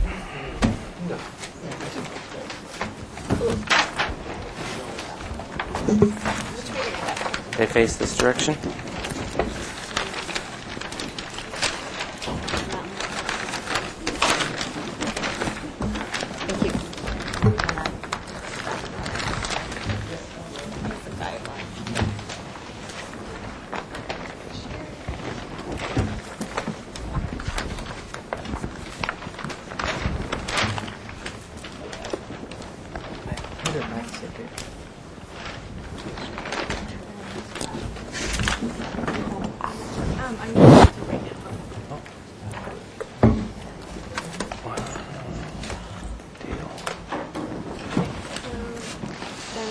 Do you want photos that I want to go with it, and then this is the building plan set, which I'll talk about in a minute. So. Okay. I didn't introduce the next item. The next item is item 2. It's 500 Fowler Road. It's review after final for revisions and to the configuration, installation, and details of the previously approved roof-mounted photovoltaic panel systems. Can I have your name for the record? Leif Reynolds, project engineer for the airport. Fred Sweeney with HNTB PMSM Architects. Okay. And I'm Tia van Logrenberg with PMSM Architects. Okay. And staff? Yes, good afternoon. I'm Heather Baker, project planner with the Design Review and Historic Preservation section. I was asked to give just a quick chronology of the solar panel review on this particular project, and then a little bit of information about the solar energy systems design guidelines and how the project that the ABR reviewed was consistent with those guidelines, and then what are the current issues that we're looking at with the new proposal before you today. So I've passed out this chronology, and basically I'm sure everyone's well aware that the airport review process was quite lengthy. It began in 2006 with subcommittee meetings and then Planning Commission approval. Around the same time was when the design guidelines for solar were adopted. The ABR had a second concept review of the airport terminal in 2007, and at that time a majority of the board said they were in favor of photovoltaic panels being on the roof. In 2008, ABR gave preliminary approval of the project, and that's what's before you there. If you could maybe move the photo out of the way. Well, yeah, you've got it. It's the one on the bottom left. Shows the solar panel proposal at the time. And I'll go into how that one was consistent with our design guidelines. And that, I believe, is the last time that the ABR reviewed solar for the airport terminal. The plans came back to ABR in 2008. A final approval was received, but there was no solar energy system shown in the final approval plan set. And then there's a folded plan set there to the left of those. That's the building submittal that was turned in July 2009. Unfortunately, through the plan check process, it wasn't realized that a final review of the panel system hadn't gone back to ABR. And again, what's shown here would be consistent with our guidelines. However, there was fire access safety walkways that were needed to be included, and so the design had to shift a bit, and you'll see that with what's been built since then. So anyhow, let's look at the guidelines for a moment. If you would like to I can just leaf through a few relevant parts. On page 22, it talks about the system size. Certainly this is a very small system for the size of the airport. It's only 13 kilowatts. And so there's no issue with it being oversized other than that it might not fit very well on this particular roof plane. We do try to encourage people to look for the least visible high-performance location for a system. I do know that there is consideration of locating solar panels on parking lot areas at the airport in the future, and that might be something to take into consideration so that more kilowatts could be accommodated in a well-designed way. Next, on page 23, item number 1 under panel arrangement design does talk about matching the shapes and proportions of the array with the shapes and proportion of the roof. Well, obviously, from the plans that were submitted, it would have done a fantastic job of that if it had stayed with this, because it was basically proposing to take up the entire roof plane there. Another thing is, if I could show you the photos there's one with a little number 1 marked on it. Yeah. Yeah. So you can see here, it's just peaking above the ridgeline, which wasn't originally planned for. And then item number 2, for some reason, the racking and the actual panels for this system aren't matching up. And it's very unusual, this type of design. I have not seen that in an installation to date. And so I would guess that this particular design guideline might address that as far as just considering overall patterning of shapes on the roof. On page 24, it just talks about regularly shaped systems again. And then moving on to page 27, it says that if frames are not blocked from view, that frame should be colored. You can see this particular frame aspect from a distance. The airport in general is a public place, and even the backside areas are public, even though they would be considered less public than the front side traditionally.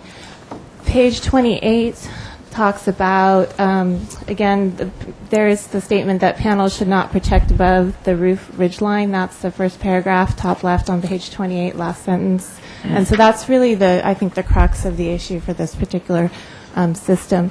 And then there's also a notation that standoff mounting greater than 8 inches is discouraged for those who are seeking an award from the City Council. And I'm not sure all the engineering aspects that had to go into this particular system needing to be, I believe it's almost 1.5 feet off of the roof. And usually we see less than 8 inches for the more common residential projects that we have. But I know that the airport has special design considerations. So I'm just walking you through the guidelines for background. And then on page 31, you'll see that this project would fall under what would be considered a special challenge solar energy system project because it is a mission tile roof. And so we simply recommend that if the panels cannot be visible to the public with this type of roof style, that is the preferred solution. However, we do understand that there are those design challenge projects where they can't always be completely hidden, and they're still possible to be designed very well. So that's kind of where this particular project would have fallen in with a well-designed solution. So that's basically the staff's just report on what you've seen and what the guidelines are, and I'll end my comment here. Well, it's back to you. What are we looking at? Thank you. I think Heather's done a very good job of summarizing where we are today.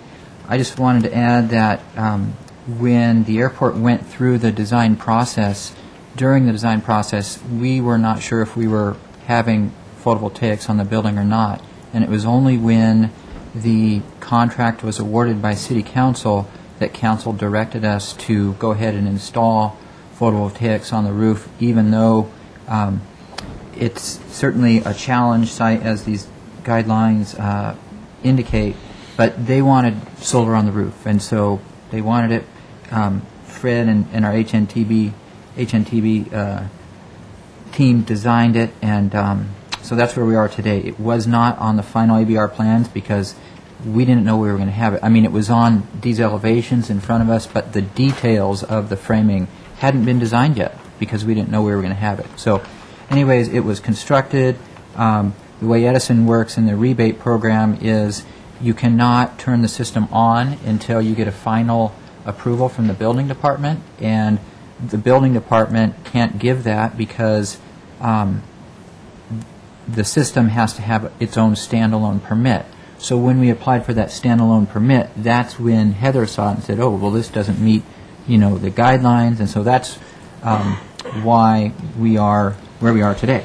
So with that kind of continued introduction, introduce Fred Sweeney, who's the architect with Phillips Mitch Sweeney Moore, that kind of went through this design and can talk about our options that we are proposing today. Thanks, Leif. I think, first of all, we should point out that this can be seen, it's a building that's seen from all four sides and including the air because it's an airport terminal. So you see it from the air, depending on what passenger seat you're sitting in when the plane lands. So this is a challenge from the get-go. Early in 2006, the summer of 2006, we knew at some length that we were going to have some kind of solar panels on the roof. The City Council was fairly clear about that. We went through probably a dozen studies of this building before it even ventured to its current shape. We had actually, early on, a very flat roof terminal, very contemporary terminal, which would have accommodated many more solar panels. So we're down to this issue of is what we see acceptable? So it seems to me there's probably maybe 4 options or more that can be considered, and that's what we came to you today to kind of resolve that. Let's look at the options. You betcha. And so the first option obviously could be just leave it as is. Depending on this board's desires. So that's one option. The second option is to certainly make an effort to paint the galvanized frame that's there. We've taken a look at that, and I think you should have, did you submit the Photoshop? We think white might be the appropriate color, but even if we chose to do the paint solution, we would request that we be allowed to do a kind of a study case, maybe 10 or 12 feet of the frame system to start with. Did you have was there a handout that we're supposed to be looking at? It's not there. It should be in the package that was handed in. Here, they're still on there. Oh, they're in there, okay. And then the third option is just simply to remove, oh, here we go. Yeah. So here is the paint the panel. The edge of the frame. The edge of the frame, white. Okay. Then the third option, or fourth option, could be to create I call it kind of a false parapet in front of the frame. And then, of course, one other option is just simply to take off that last row of solar panels. It's about 30% of the system, and cut all of this back so that, in fact, it does fall below the ridgeline. So, and there's a sketch here. Yeah, that's the sketch of the idea of doing a kind of a faux parapet, so that this element hides this whole frame, all the systems, and we would probably just paint that white to match the white of the other parapets that are on the east and west side of the existing building. So that's kind of 4 ways to go. There could be more, but at least those are the ones we thought about in terms of addressing whether we want to see this or not see this from basically the really 2 points you can see it. One is you arrive from Project North, as you come around the circle near where the historic terminal has just now been placed, and so that's there's a photograph in here. I think it's that view there. This is taken a few weeks ago when the fence was around the historic terminal, and then you can see it from the south. Just as you exit towards the old wooden hangar, there's a little glimpse of it. And then on the air side, you can see it, if you know where to look, right here from the air side. That's assuming you're walking on the terminal or on the tarmac or coming off one of the southerly west jet bridges. Thank you very much. So with that, I'll open up public comment. Is there any public comment on this item? Seeing none, I'll close public comment and return it back to the board for questions of the applicant. Kurt. So, Fred, it seems like on both of these views that even with a parapet, maybe one more switch. It appears that even with a parapet that just comes over the top of the surface, the existing top surface of the panels, that you would still see the surface of the panels. Even though in that photo, Sim, you can't, but it seems like you would. But if you look at this section, what I'm doing is taking that up within 2 inches of this outside parapet. So that really should hide most of it if you're standing on the ground. But from the south elevation, you're going to see them.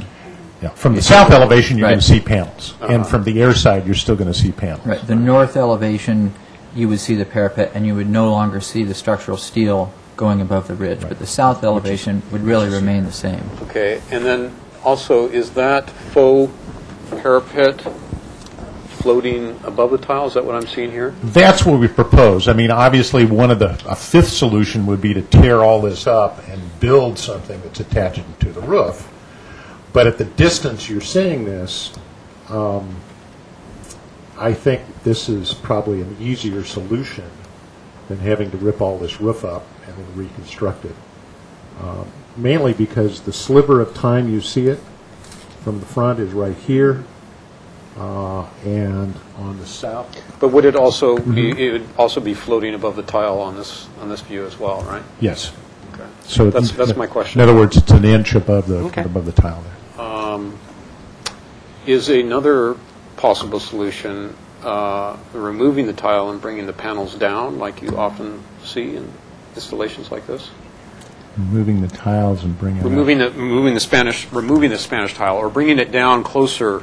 Right now, this is like 1 foot. Oh, and a yes. half feet. No, one of the challenges, and this is what was interesting at the time we were doing this. I was actually doing a private residence where we were mounting panels right on the roof, and what I discovered is even though the panel industry recommends the 8 inches and getting it as low as you can when they're on a frame system, is that the roofers won't warranty the roof if you put it down below their system. So on the residential work that I was doing at about that same time, I had to lift the thing up to get the roofing company to warranty the asphalt shingle roofing with their jack system. In other words, here's the roof plane, the jack system, and then the panel that holds the rack. They required their system. And on this system at the airport, because of the nature of the single-ply roofing and the substructure that carries the weight of these panels, which, mind you, is much bigger than you see in residential. Cut and short is that we're really not going to be able to lower it. Yeah, without losing the warranty and the maintenance requirement on the roof system itself. So it's really hard to shove these right down if you're using this kind of panel system. Well, I hear what you're saying. And I know it's a problem. I also know that. That's a comment, maybe. We'll go into questions. Any more? Go ahead. 2 questions. One is, are you proposing any more solar installation other than what's existing? As far as I know, at this point in time, the airport is only proposing what's existing. If there are any more panels in the future, the last discussion was that would occur in some kind of structure over the long-term parking lots. Okay. And second question is, did you have a set of the structural drawings for the solar panel structure that you have that was installed? Obviously, there was some sort of. They're not with us today. They're not here today. You don't have structural them. Okay. drawings, no. That's the only question I have. Just to clarify, the plans you see are everything that has been submitted to building department and planning. Okay. Keith, any questions? I don't have any questions either. I have one more. Okay. Maybe I'm just not understanding the drawing, but it looks like the ridge of this roof goes over the top, and there's a valley, or is that not? Let's look at this larger one real fast, if you don't look mind. at this one. Briefly. Let's pull that a little closer so you can see the parallels. Yeah, see, there's a.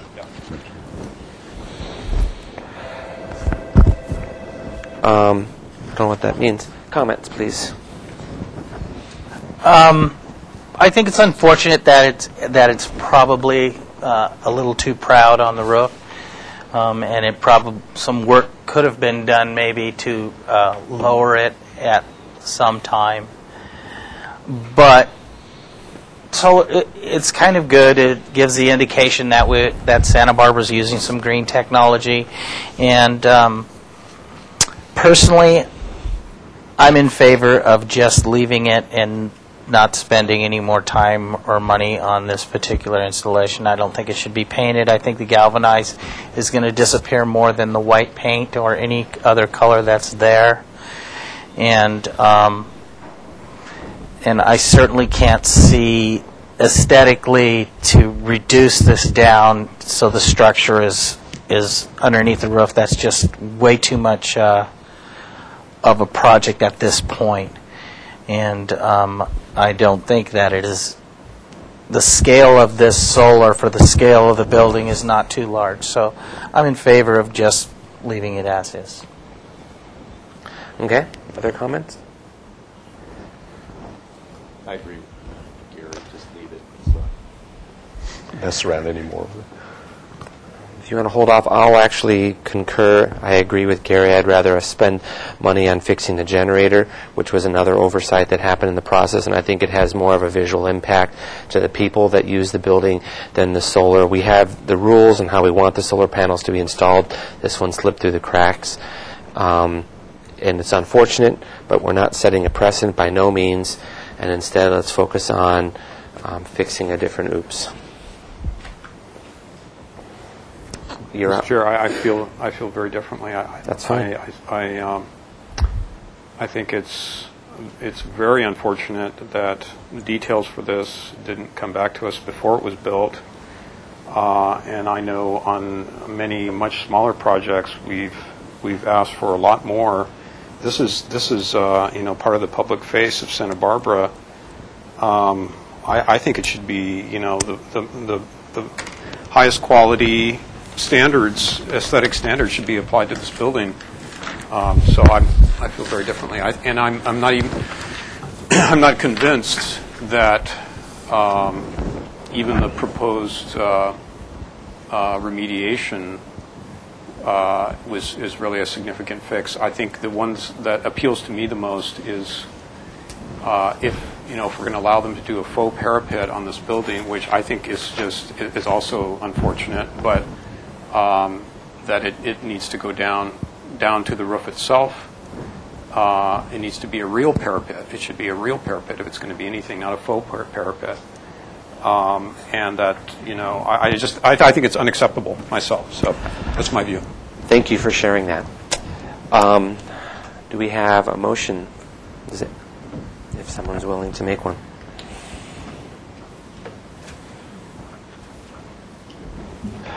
You punt? Take a stab at it. So the board feels that it's very unfortunate that these details were not brought for review prior to construction, as is the normal practice. The board feels that at this stage, given that the panels are already in place, that it would be better to leave them as they are. Is there a person who wants to second that motion? Okay. Any other discussion? If not, I'll call for a vote. All in favor? Aye. Opposed? Okay. Okay. Thank you. Let's move on. Thank you. And since you did bring up the generator, I wanted to let you know we have not forgotten about that. The city's insurance policies have changed, and that slowed us in getting a contract together for that, but we are working on that, and we will be back soon with that. Thank you very much. Unless you need a copy. We're going to move on to item 3. Sorry, we're running a tad late, but that happens sometimes. This project is 822 and 824 East Cannon-Perdillo Street. This project was last reviewed on February 6, 2012.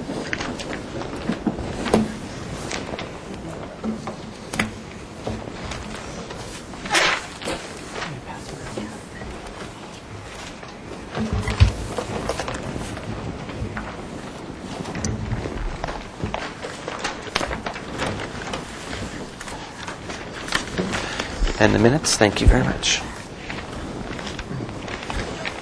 Do you want me to read through the minutes, or do you have a presentation put together? We have a presentation. All righty. Introduce your staff and go for it. Good afternoon. My name is Ryan Mills with DMA. And Edward DeVicente, architect with DMA. And Courtney Miller with the Office of Katie O'Reilly Rogers. Okay.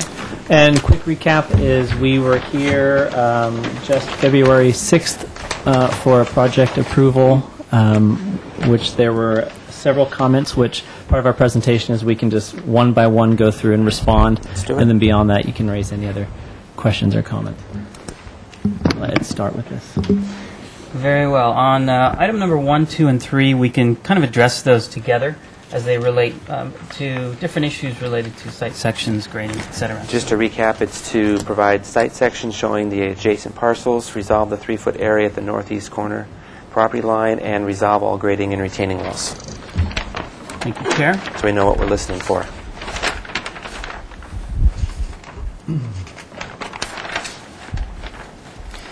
So we'll start here on sheet TM2, our grading plan. And this is new information, so if you bear with me, I'll give you some time to go through it and address some of the points along the way. So, in general, the site and its existing condition has low points in the center, and it's actually a low point for all of the surrounding properties, both the residential and also the 2 uphill commercial properties on Milpas. And so we're forced to address the drainage from those commercial properties as they go through the site. And the current condition and existing is that about this location, there's about a 15-inch concrete inlet that all the water from the sites are captured and channeled underneath, and it actually turns underneath the existing apartment building. So the grading on the site proposes to fill to really take the project from the back of the sidewalk, the existing back of the sidewalk, about 21.5 feet, and to slope, to grade to the rear of the property at the gentlest angles we can to have proper drainage. And then up about this point, it hits the existing grading again. And so what that means for the center of the property is about a 4 to 5 foot fill. And we'll see that difference there where some of the buildings are in the site sections. So generally, there's some area drains that pick up the drainage for some of the external areas, but the center portion of the property will be sloping towards a detention system, which will be under the pavers. And it will, we're looking at a couple different options, but at this point we're looking at half-round pipes with gravel over the top, sand set pavers above that to act as sort of as a filtration barrier. So as you can see, we've got those gentle grading kind of occurring towards that center point, and again, some of the area drains around. And and also I should say in the backyards, they have a drainage system that runs along the property line at each side, but it's really just sheet flow at that point. And we're also sheet flowing off the property for our overland escape routes as well. So this has been in coordination with the engineering department over the last few months, and we're still working through the details of how exactly we tie into the existing storm drainage. But as far as the grading is concerned, that's resolved at this point with at least the engineering So department. here it says show site sections of adjacent parcels. Or just behind. Here's one site section up here at the top, which is at this point showing the fill. And here's the other site section over here showing the adjacent apartment building, showing the fill. And this is an existing retaining wall that you're leaving on the neighbor's property. That's correct. So what you see here on the, let's address the apartment side, we're grading almost equal to where that neighbor is, and that retaining wall would be left in place, and we would just grade to it on our side of the property. So you can see some of the spot elevations for the top of the wall and also our adjacent spaces. So we'll be dealing with that with concrete slab edges appropriately for that proper transition. And what's the story on the 3 feet? There's a comment in here. Sure. So, and it's a similar, it's similar, the section isn't shown there, but we have it in our building. But from our civil engineer's drawing, it's a similar condition where we have our grading, and then we will be grading also onto the neighbor's properties. So there isn't a retaining wall here anymore? Or? No. Okay. No, and there hasn't been one proposed. So we'll jump to the architectural plans in a moment. Okay. So from item number 2, we have come to a license agreement with this neighbor already to allow that temporary use of their site to grade up to. It's about, I believe, this line here. It shows it actually in the landscape what the extent of that will be graded to. And it'll just, again, from the property line, slope about 2% back up until it reaches the existing grading there. So also what we've done, let me just turn to the landscape plan here.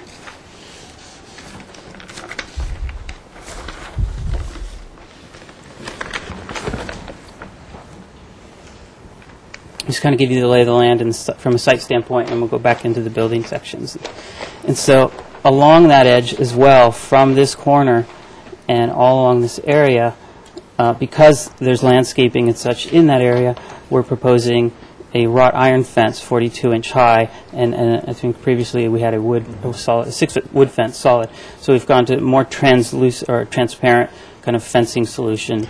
But grade-wise, it's basically continuous on both sides. That's correct. Okay. How does the landscaping get preserved? The landscaping, and I can address that, the landscaping in this area will be a separate process and a separate permit as it relates to a separate parcel, and it won't be part of our project description officially on this, but unofficially, we have reached a license agreement for the temporary use with this neighbor to grade up to that, and we'll be working with them to prepare some kind of landscape plan for that property. Let's move on. Now on this side, we're still working on an agreement with this neighbor, but at this point, as you saw again, for the same type of licensing agreement to grade up to, now you can see the dashed line actually of what our grade 2 point is a little bit more clearly in this drawing. And so the details of this are still being worked out when working that on that agreement as well. So as it can be seen in some of the building sections,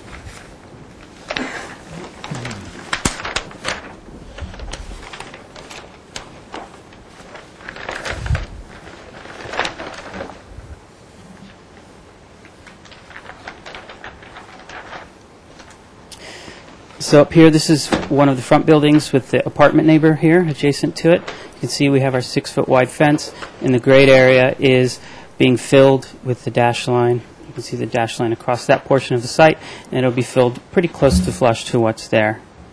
So on this end, where the commercial building is adjacent, again, we're filling up against that, and this is very close to, from the back of the sidewalk, and it slowly slopes. This is not where the gunite section is. That'll be in a different section. Okay, item 4. It said resolve the floor-to-floor plate heights and reduce heights where possible. The floor-to-floor plate heights, you can see them here on our section.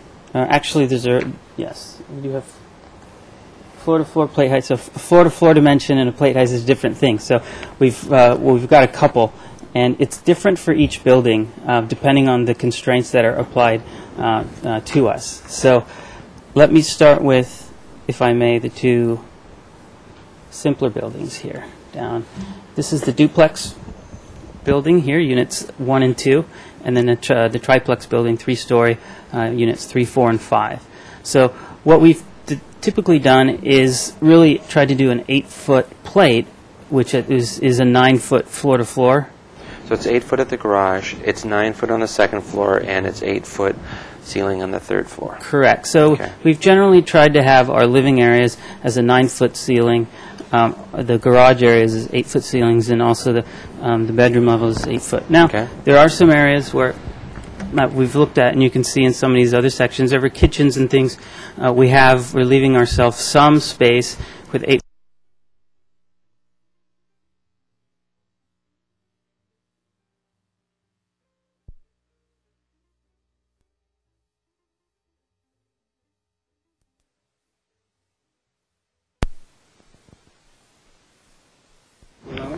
No, we're on a roll.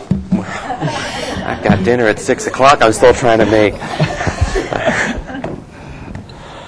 You were talking over here. The kitchen, you got a soffit, you got an 8-foot ceiling, but you pop up to 9 feet in a couple places. Yes, and so we're needing. This is really our distribution level. Whether we put the equipment for HVAC up on the attic, we can get ceiling access from here, or if down in the ground level, we got to punch up, and so we're leaving ourselves really on all of them that 9-foot plate to give us some distribution opportunity. Now, it is different here, actually, on this building being the 7-unit building. And in particular, it's different because we have accessible parking, and the building department's requiring that we have, I believe it's 8'2", 8 foot for the clearance, but in the garage, 8'6". So we actually have a 9-foot plate on this building here. It's a 9-foot plate to accommodate tightly those garage doors. Is that on the west side of the property? It is. Against the apartment building? Yes. Okay. Yes, that's correct. And it's these two units which are driving that plate. And so that also gives us an 8-foot plate on the upper level and then about a 9-foot plate. This is assuming about a foot for structure, so in the end it will probably be a little bit less. Let's move to the elevations. Did those heights change from the last submittal? Great question. No. Those have not. What has changed, though, is we have made adjustments to our truss system, so the ridge height has slightly risen because as we're designing this project as a net zero project, we're going with an energy truss or a raised heel truss. So the height of this truss is increased so that insulation level on the ceiling can be maintained all the way to the exterior wall. So it's grown. A little taller. Yes, at the ridge, correct. And those are better call that on the elevations, actually. Item 5. Okay, so item 5, I'll pass it to Ryan to address some of the elevations. So item 5 was addressing the street friendliness of Unit 12, which is this this unit along Ken and Perdido. And previously, the front door and the entry element was actually pushed towards the corner of the property. And as we studied a few different options, we enlarged the entry component and pushed it towards the center drive aisle, but kind of had a little closer dialogue and relationship to the other units. And just studied different gable types. We made it a little more substantial so we can have, it's not quite a porch, it's hard to call it that, but a little more room to have a bigger sense of entry, show pots, and have 3-foot cover for people to be under that area. So that's what we did there. And as well as we just studied siding options and how to dress up with some additional detail there. So this is cantilevered out. Yeah. It's got some kind of corbel or something. Yeah. We kind of beef up the trim alongside to look like half posts, and then some brackets, which we could see in the next elevation. Let's see, or is it in this one? Correct. Because we have that additional, the PMP and the setback, so we're observing that. But so you can see here where we do have a bump out, and we encroached a little bit more above overhead to have 3 foot of cover just for the elements, and then showing brackets here. It's a little shaded there, but. And will city staff allow you to have a 3-foot overhang in that zone? I believe so. Okay, good. So that was number 5. Is that front yard? You answered the question. I mean, you told what these 2 things were. Yeah, we have a front yard setback and an additional designated pedestrian master plan zone. All right, we're getting the nod that that's okay, so move on forward. Okay. Number 6, vine pockets. I'm going to say a quick yes, and we'll let Courtney address that at the end. Wayfinding to the units. Yes. Landscaping? Do we want to? We'll go to the landscape plan at that. We studied that. Actually, I'm going to let Ed drive this because it has a lot to do with the accessibility. Do you have a colored version of what we're looking at? Yeah. Yep. How about we do that when we do all the landscaping stuff, so we'll hold that off. Refine the 3-story element of the western building, study articulation, and provide more character. Okay. This comment, we looked at the minutes, but I think some of the board members were pointing at different 3-story elements, so we actually looked at all of them as a path forward. So start here. So one was, this is the 3-unit 3-story project. This is the elevation facing Milpas. And so here we studied the windows a little bit, we added some trim, and then most importantly provided a gable to break up those 3. And from the street, you really, the grade above, we see about 1.5 stories above the parking lot beyond, and this one is fairly screened, so you get the views of this from the public are about those 2 units. Now, from the driveway, looking the same direction, we again studied these. What we did was we looked at the units, and they're really confined, so we couldn't play with fenestration all that much, but what we looked to do was align some things. Again, we played with trim. We studied some roof elements, and then we added, let's see, which one am I going backwards? We added, on this one, we added new balconies, little balconies, which we had one on the other side, just to create a little more interest, additional banding, which created a greater sense of entry and a balance between the trees. I don't think we showed the landscaping as well before. Okay. Let's address... And then finally, there was a comment about 3rd-story balconies. I believe it was Keith's comment about 2nd-story balconies, which we went through and reduced horizontally, I think was the comment. So these 2 units actually had sort of a carved-out corner to here, and so to reduce that, we actually brought this whole line. It was above, over, and over. Where we thought we could. Here we did not. Here we did. Just to address that comment. You want to see it? Can we see that in floor plan real fast? Yep. Both the lower floor and the upper floor, so we can see where the cantilevered footprint is.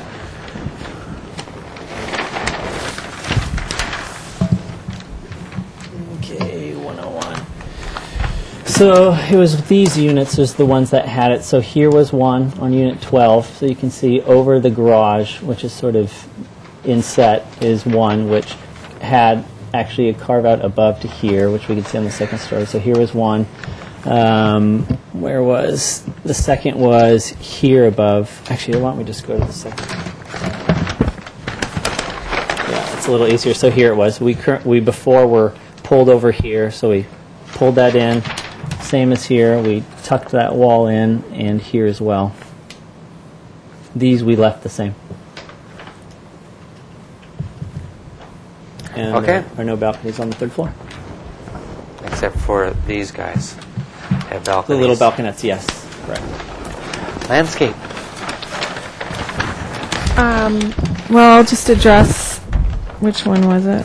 Number 6, the vine pockets first, and Sure. then Ed can talk about the wayfinding. This is the other thing. L2.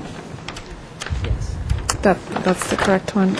So we were asked to include vine pockets in the backyards, and in lieu of actually providing a physical pocket, what I did was added a vine off to the side, and if you look at the detail in the top corner of the sheet, we'll run wire across so that the vine will be trained across the fence that way. Okay. I'm really just trying to maximize as much patio space as possible. So, and then regarding the wayfinding, if Ed wanted to kind of give a little rundown on that, I have the color version. Sure, let's go ahead and open that up. It's easier to see kind of graphically. So during the DART process, we had a concern from the building department of the accessible path for the project from the back of sidewalk, which is required all the way to our common area, because this is a common area for the residents. So everybody needs access to it from the public right-of-way. So the comment was one that required detectable warnings or truncated domes. The whole way? The entire way, and further to be turned in at each location where garages were being passed. We were able to group the side-by-side garages, but these are turning. So it's a 4-foot path and the 3-foot requirement for truncated domes, and they're looking for a light on dark type of contrast. And so you can see really clearly what we've had to do to meet that intent and meet that requirement, because it's a flush condition at this location.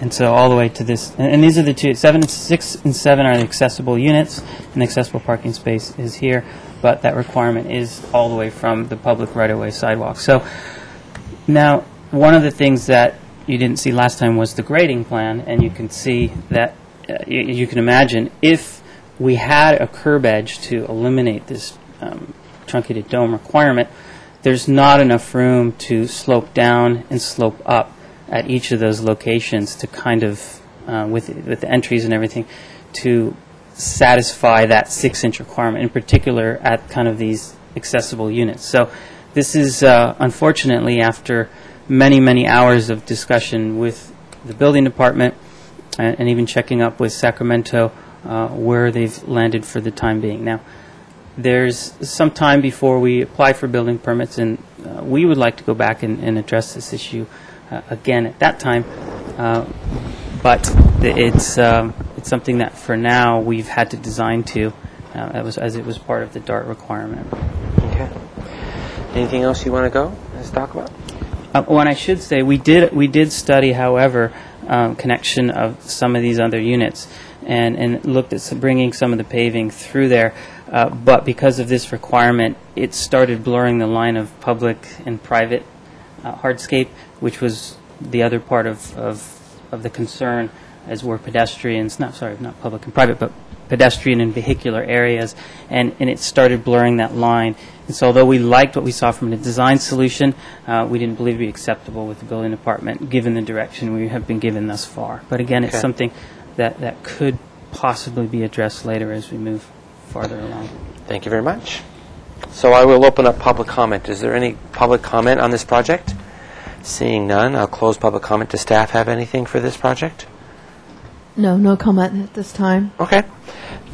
Then to the board for questions of the applicant.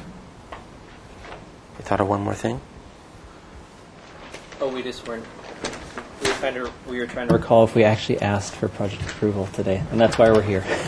Project design approval? Yes. Okay. So, Sure. yes, Kirk. So the idea with the catch basins is that you're going to connect to existing storm drainage in the street. Is there, in case those get blocked, is there overland escape route for the water? Pure thought of that.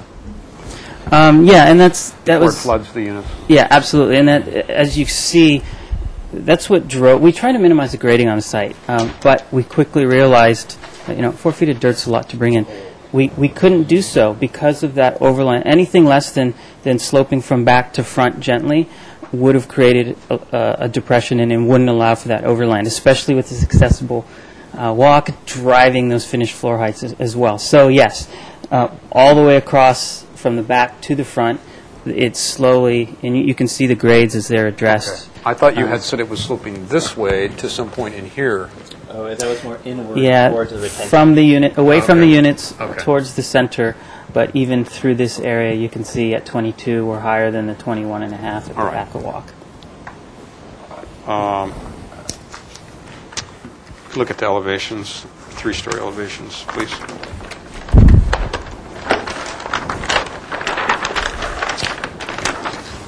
Where you have this gable occurring, is there an option for just creating a small bump out here so that the roof is actually coordinating with the wall configuration? 6 inches, something like that. Is that not enough? The constraints for the floor plans are fairly tight. In most cases, we are at the required private yard areas as well. Here, and we're always looking for this project in particular, the balance between, this being a very low-income project, we're trying to find efficiencies wherever possible. So that was a balance too. So I believe we studied that, and as we did in the sort of the more public realm, we achieved that where we really did not, after study, commit to that there. As much for efficiency, we thought we could achieve the same thing with the gable and the trim. Okay. Those are my questions. Thank you very much. Next? Anybody? No questions? Gary? No questions. Stephanie? All right, let's go on to comments. I had no questions either.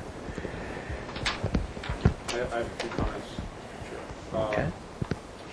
I am concerned about, as a general comment, about the landscaping on the adjacent parcel, as I mentioned. Because I know that there's some high trees, I believe there, at least high shrubbery, very high, if they're not trees, as you show with some large circles there, that are significant in that they screen the project from the back workings of a fast food place. So I think the landscaping there is significant, and I understand that it would be a separate submittal for an adjacent parcel, but I think we should see at least a preliminary plan of what's being proposed there. And then if we could look at the elevations again. Which ones? We can start here. So I appreciate the effort that was made here at the north elevation of the westerly unit to make it more street friendly. I think that the surface wall of the gable should be back at the entry wall surface, if that's clear, and that the cantilever should be at the roof only, although it could be deeper to announce it more as an entryway. Because of the fact that there aren't any posts out here. I think that the lack of being able to put posts really makes it a non-traditional detailing of a porch roof area. So it looks like it's supposed to be a porch roof, but then there's no support, and so it's floating in my view. Whereas I think the way you've handled it here is working because it's an open truss. So that's an option there too as well. Although I can see you're trying to distinguish the architecture. And Similarly, I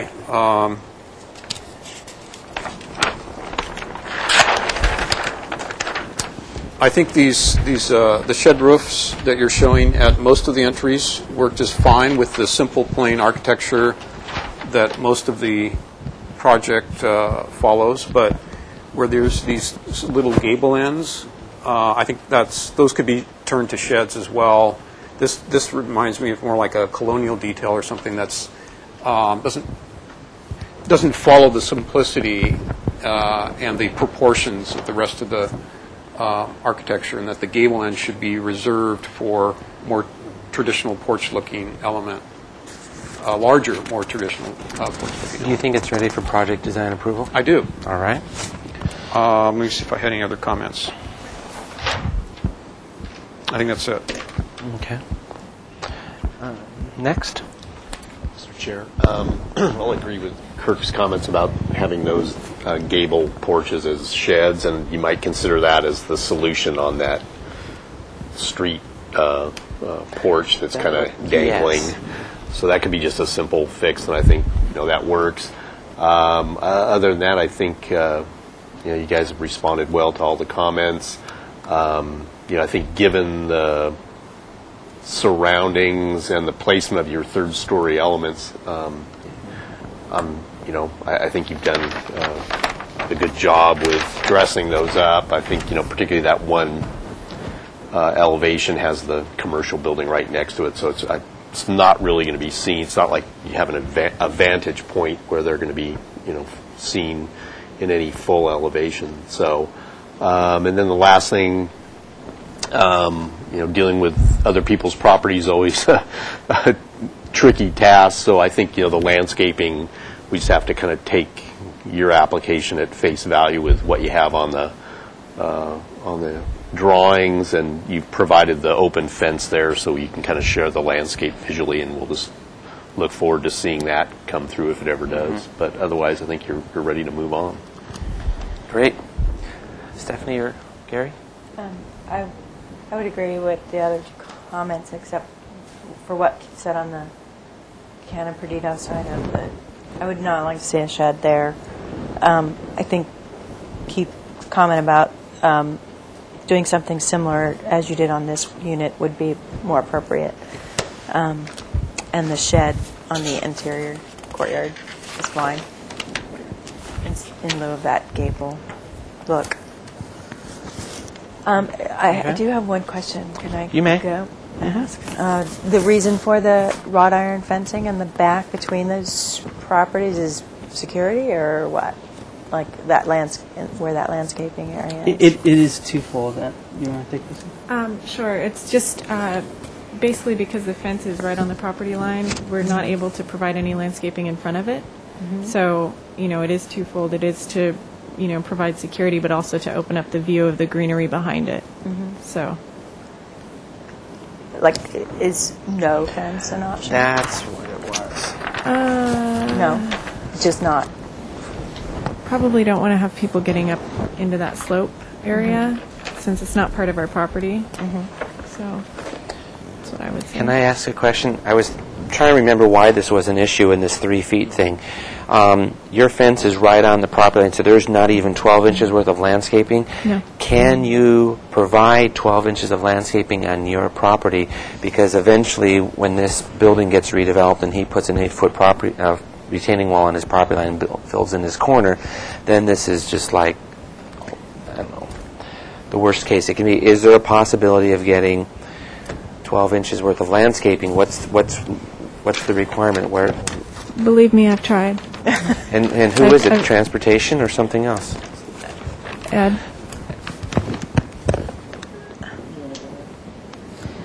Sure. We've worked exhaustively with transportation on the maneuvering. The challenge we have in this area of the site is it goes back to 50 feet from property line to property line. And so to get the accessible space that's required there and have the spaces that we need for the accessible bathroom and the bedrooms and even this garage line, we push back as far as we can at a minimum to this wall. Many of the garages, as you know, have, and the nosings, they have some storage and use of space, but we had to eliminate that to be able to push these garage doors as far as possible, even have widened the garage doors, and that still just barely meets the maneuvering clearances required. Okay. So we've tried for it. We can check in with them because tires may not go there. Right. So the nosings That's the of the whole. car. That's so the logic. perhaps Is that would if be tires the don't other go there, Yeah. Originally, we had bind pockets in, the vehicular area there, so, at least maybe we could. We're not opposed to bringing the idea back to transportation. I think it's a I would minor issue that saying would be worked. ABR, knowing that where the tires go, if there could even be low-lying landscaping, because then later in life, vines can be planted on a wall that's built on the property line or a CMU block fence, but to provide no opportunities for planting is harsh. Yeah. Yeah, I think that's the place we'll study. And, just to respond to that worst case scenario, we still have that swath of land that will now always be landscaped because it doesn't belong to this as well. So that's where this is where the 3 feet is? Right, here above. But we do want to study that. I think we agree that would be a good way to go. Questions or comments? Or we're actually into comments. My only comment would be on the Cannon Perdido Street, the entrance. I'm not there yet, as I think the majority of the board members is. As Kurt said, I think an open trellis or an open system here would be more favorable than to it being closed. I also see that the braces, granted we don't have a detail of them, but it appears that the bracing is a little bit diminutive and should be larger in scale, and believable that it is holding that section up.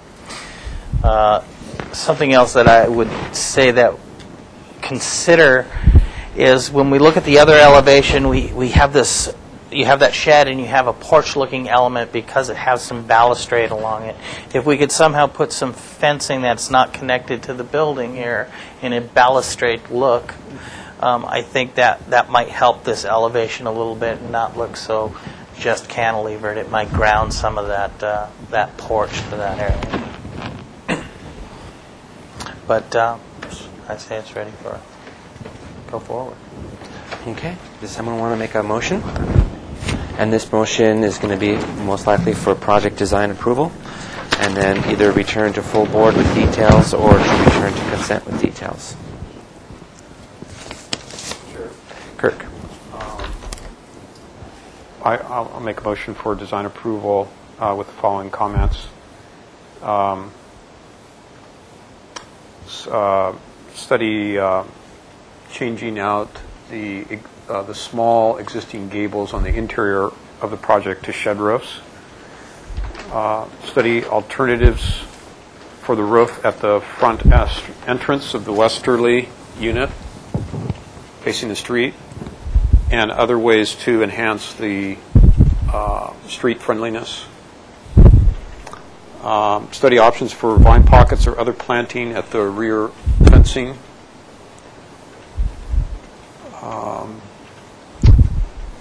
And I'd like to see, again, at least a preliminary plan, because the grading is impacting, the grading for this project is impacting an adjacent project. I think there's a reasonable interest on behalf of the board in wanting to see what is proposed to be planted in those areas that are visible to the project and could potentially provide screening for the project. So I would include in my motion the request to see a preliminary plan for landscaping on the adjacent parcel that's being impacted. Okay. And then also, of course, in the next set of plans, we want to see elevations without trees or other visual elements that might block us being able to understand the details of the architecture. Someone want to second that? I'll second that motion. It's just to clarify, this would be returned to full board. Yes. Yes, for final. Yes, certainly. I would like to actually ask or clarify one thing under discussion. It has to do with this 3-foot section and landscaping, and the motion was to study providing vine pockets. I'd like to be more forceful and say to provide some form of landscaping in this zone where the tires don't go, and have staff take that back to transportation, because we're evaluating the human scale of this thing. If you acquire this 3 feet, then you don't have to do this. But if you don't own this and there's the reality that someone can build a block wall, and we don't want to stop him from doing that, we need to force you into providing 12 inches of landscaping, and the tires won't go there. I mean, over here where the parking space is, that's different, but over here in this other zone. So it says to study, but it's going to be more heavy-handed, because we're looking at the people who live here, and we can't control the future on that line.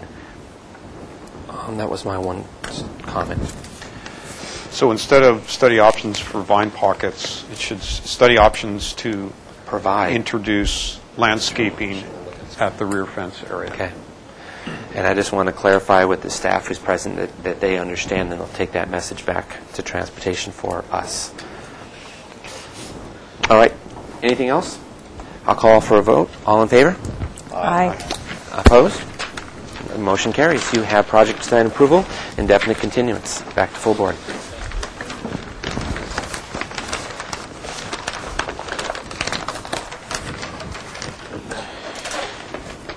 We are on the last item. All right. And 20 minutes late. That's good. We were longer. Item 4 is 422 and 448 Santa Fe Place. This is continued from consent. It's a review after final for minor door and window alterations to replace the stone base with stucco and to change the color scheme for the multifamily residential project. They're bringing in plans and then here in the minutes from that. Okay. Yes.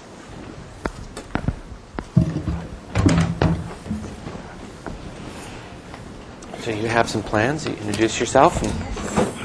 Hi, I'm Norman Salter. I'm the representative for the owner. We have Monica Jeffers from Stern & Associates. Okay. Chris Prather is our real estate agent on the property, and Cindy Holloway is our designer that we've been working with for 6 months on the project. Great. This was on consent and got brought to full board. I was not comfortable approving it all without running it by the full board, so that's why it's here. There's only one set because it was at consent. These are the new plans, and these are the originals, so you can see the changes.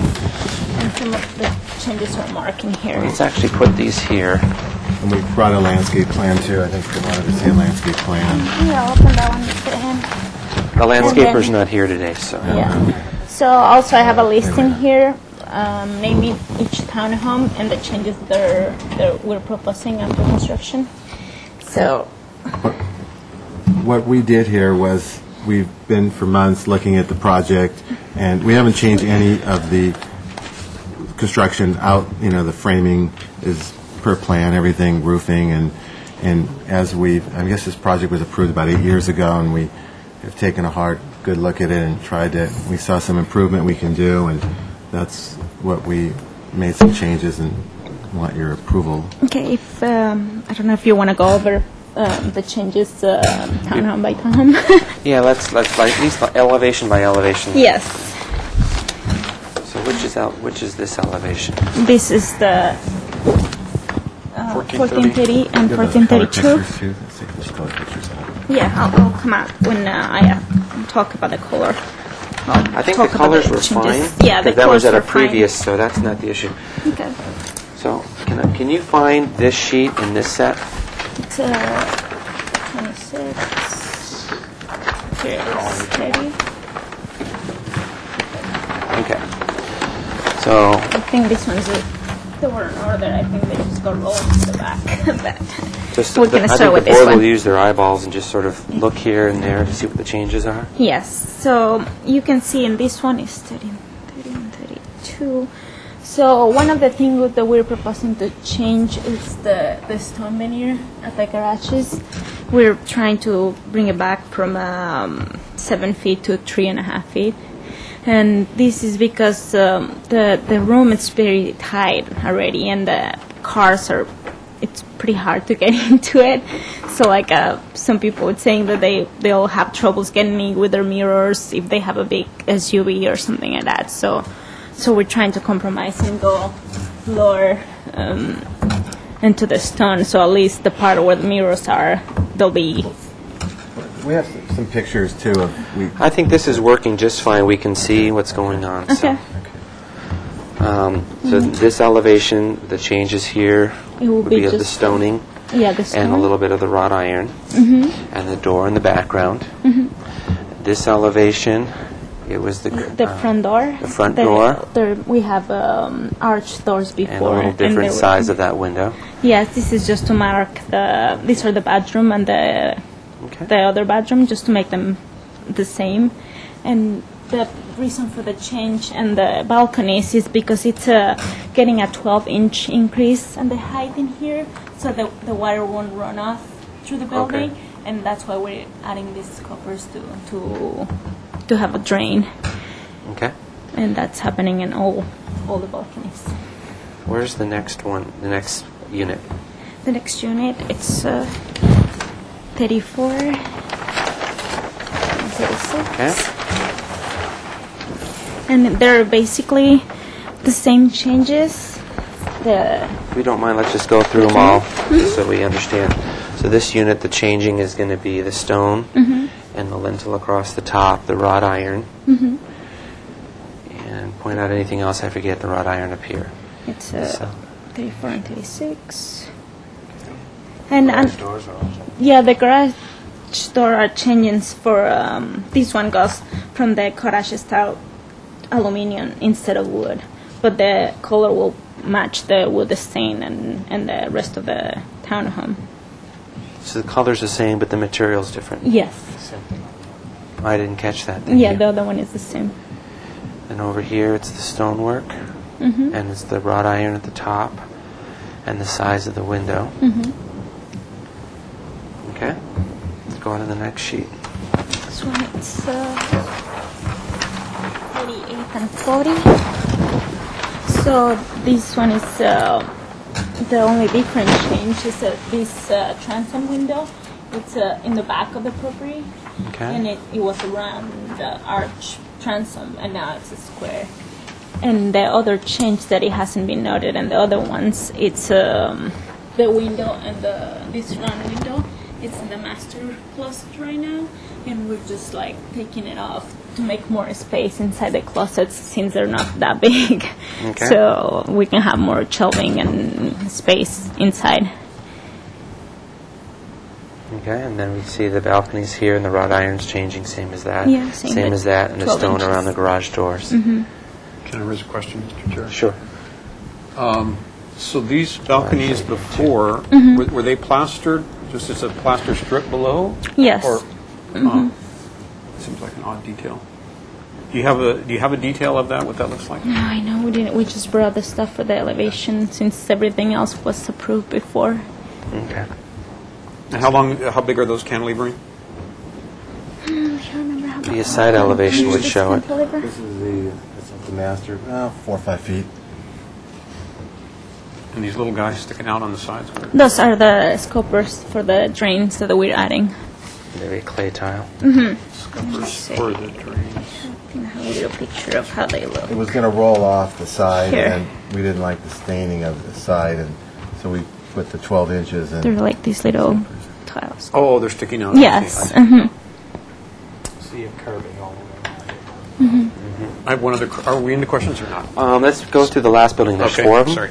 And still more of them. Oh yeah, let's just go through them all because this is helpful, and then we'll. 38 and 40. These are the side elevations of the building we just looked at. Stone on the side. Wait one I'm sec. still looking. This one, See the cantilever? Yeah. Okay. Actually, looks and before we reintroduce all the shutters and the details from the things that we. I would actually say that at consent, I didn't see drawings like this. There was more erased. So thank you for putting it back.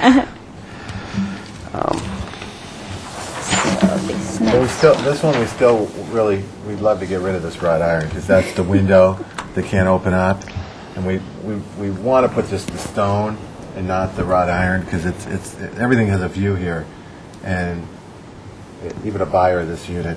So just put the bottom and not the top. I mean, it just create like a little sill here. Yeah, just do a little sill, not put the wrought iron. But we put it back in because you wanted it. Well, everything was erased, and I kind of.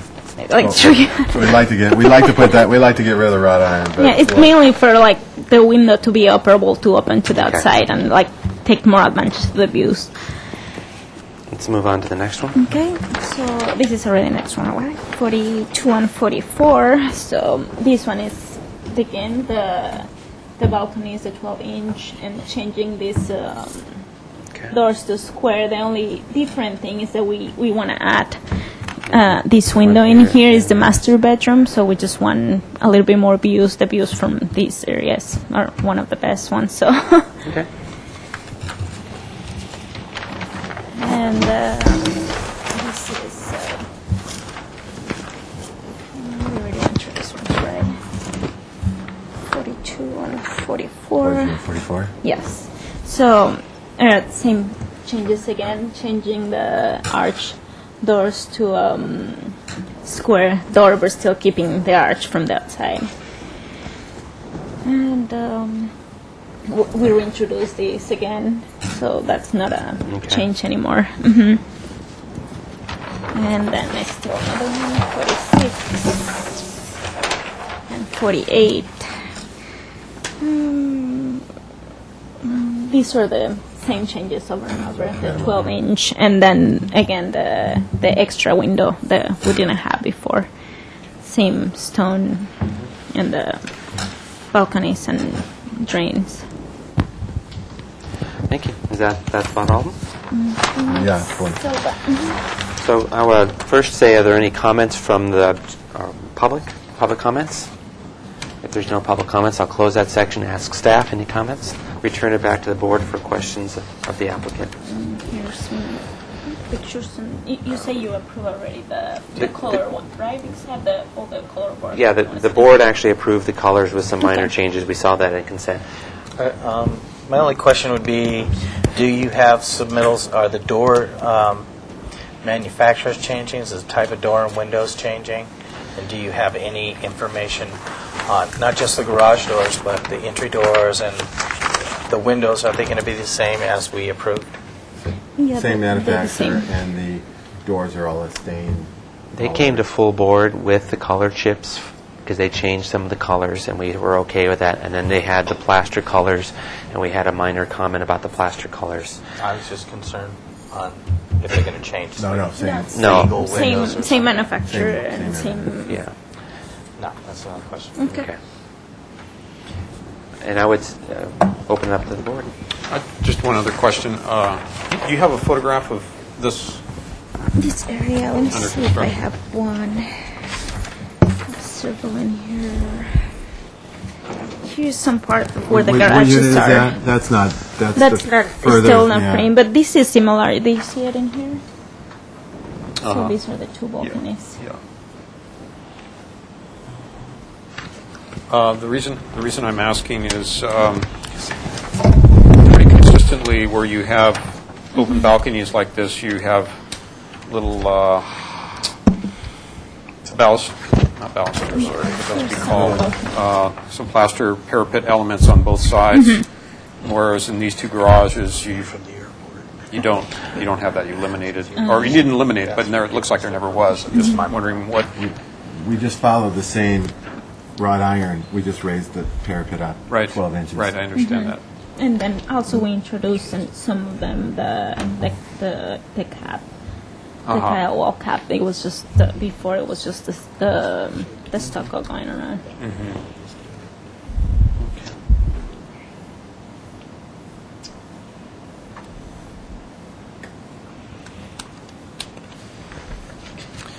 Well, the reason why I brought it back to the full board is because what I saw in consent didn't have this much detail. So I'm glad you put some of the stuff back, and we're here to talk about it. Chair, if I might jump into comments, I think the only real concern I have are these additional windows, and just the scale of that adjacent to the larger opening seems a little awkward. It seems like the scale of that additional window should be smaller in contrast with an... What if they merged it together and made it a Or if they three-panel merged system? it to one larger thing. But yeah, having two of those scales seems a little awkward. It definitely looks like it just kind of was punched in. I think it should be smaller, or like you suggest, one larger unit. But since it's already framed, Yeah, I it's don't probably... think we could put the larger, but if I had to. It's just the people buying all that view is the killer view right there. So they wanted them bigger than that, and we sized them down. So You have a photo of that elevation?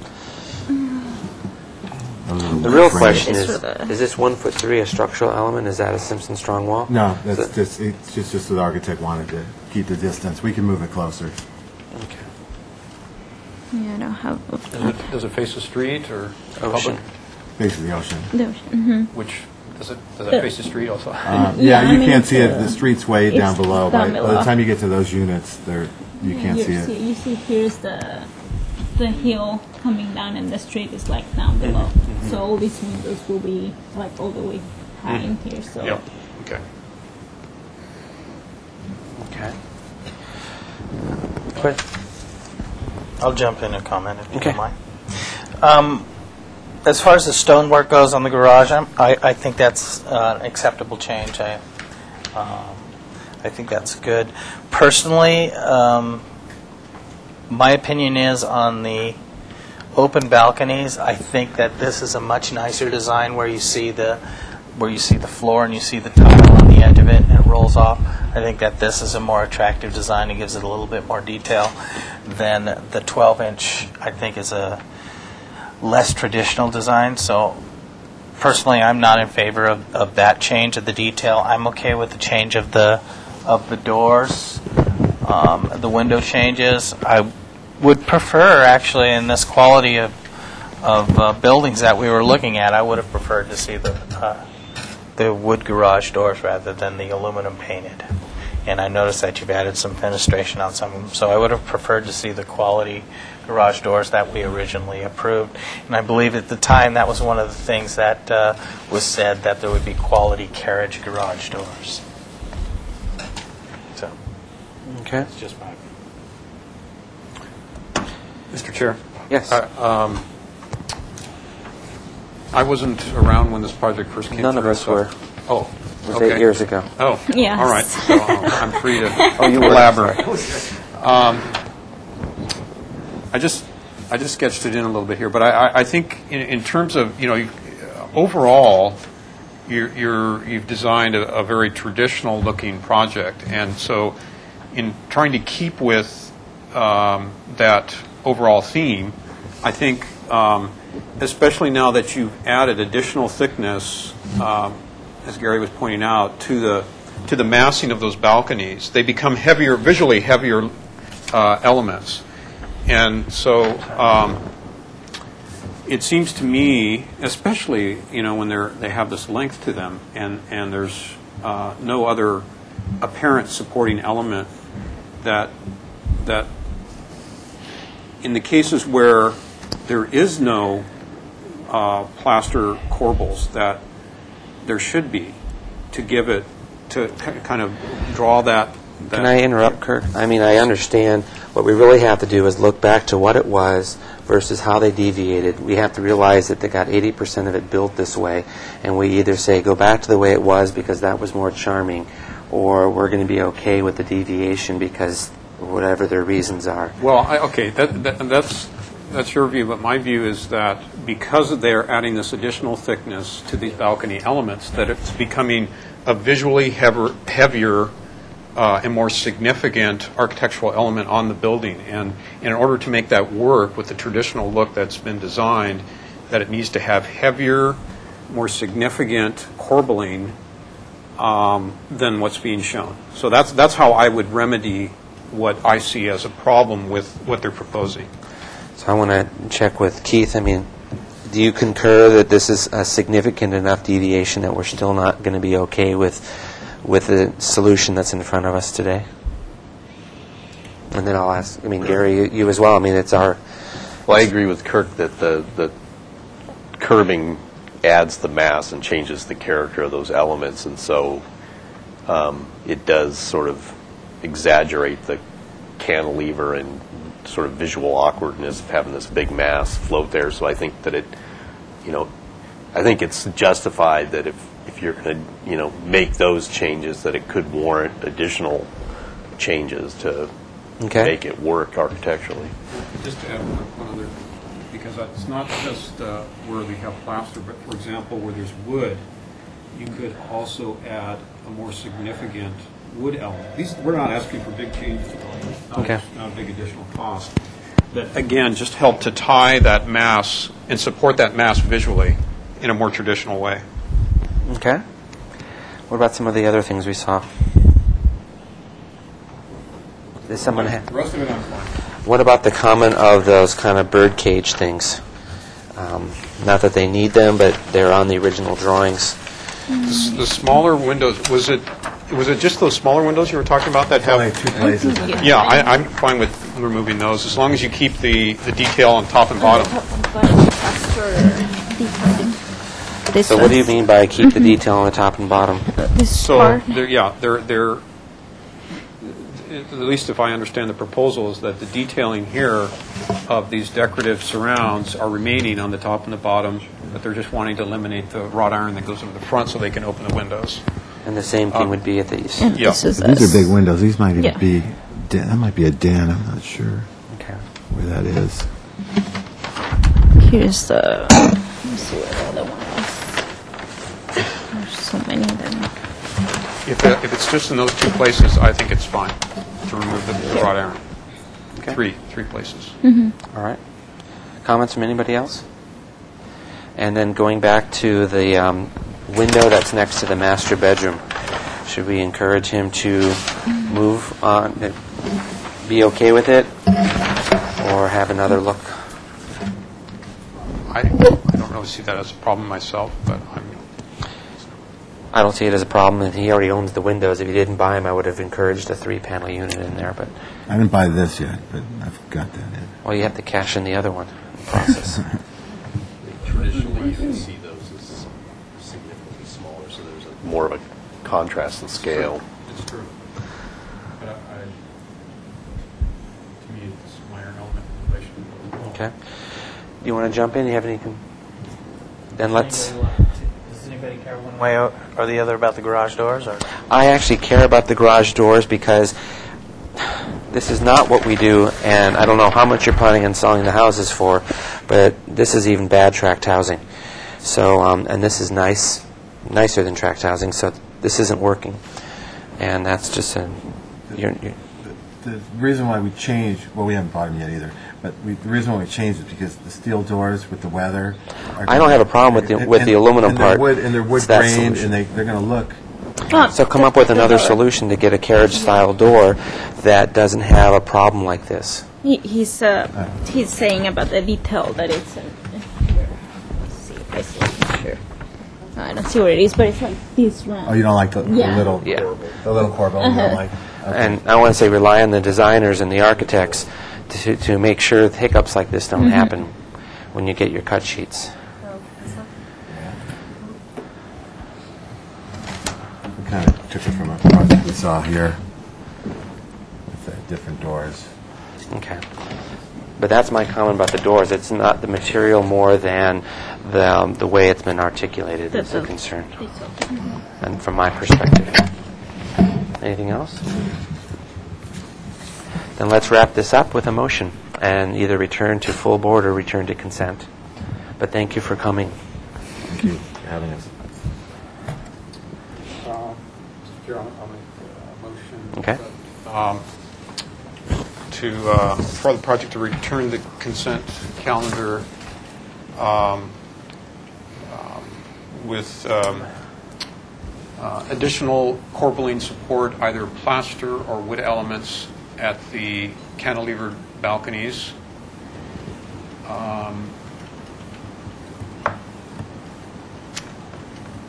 The wrought iron at those birdcage things? Well, it's okay to remove the wrought iron at the 3 windows mentioned.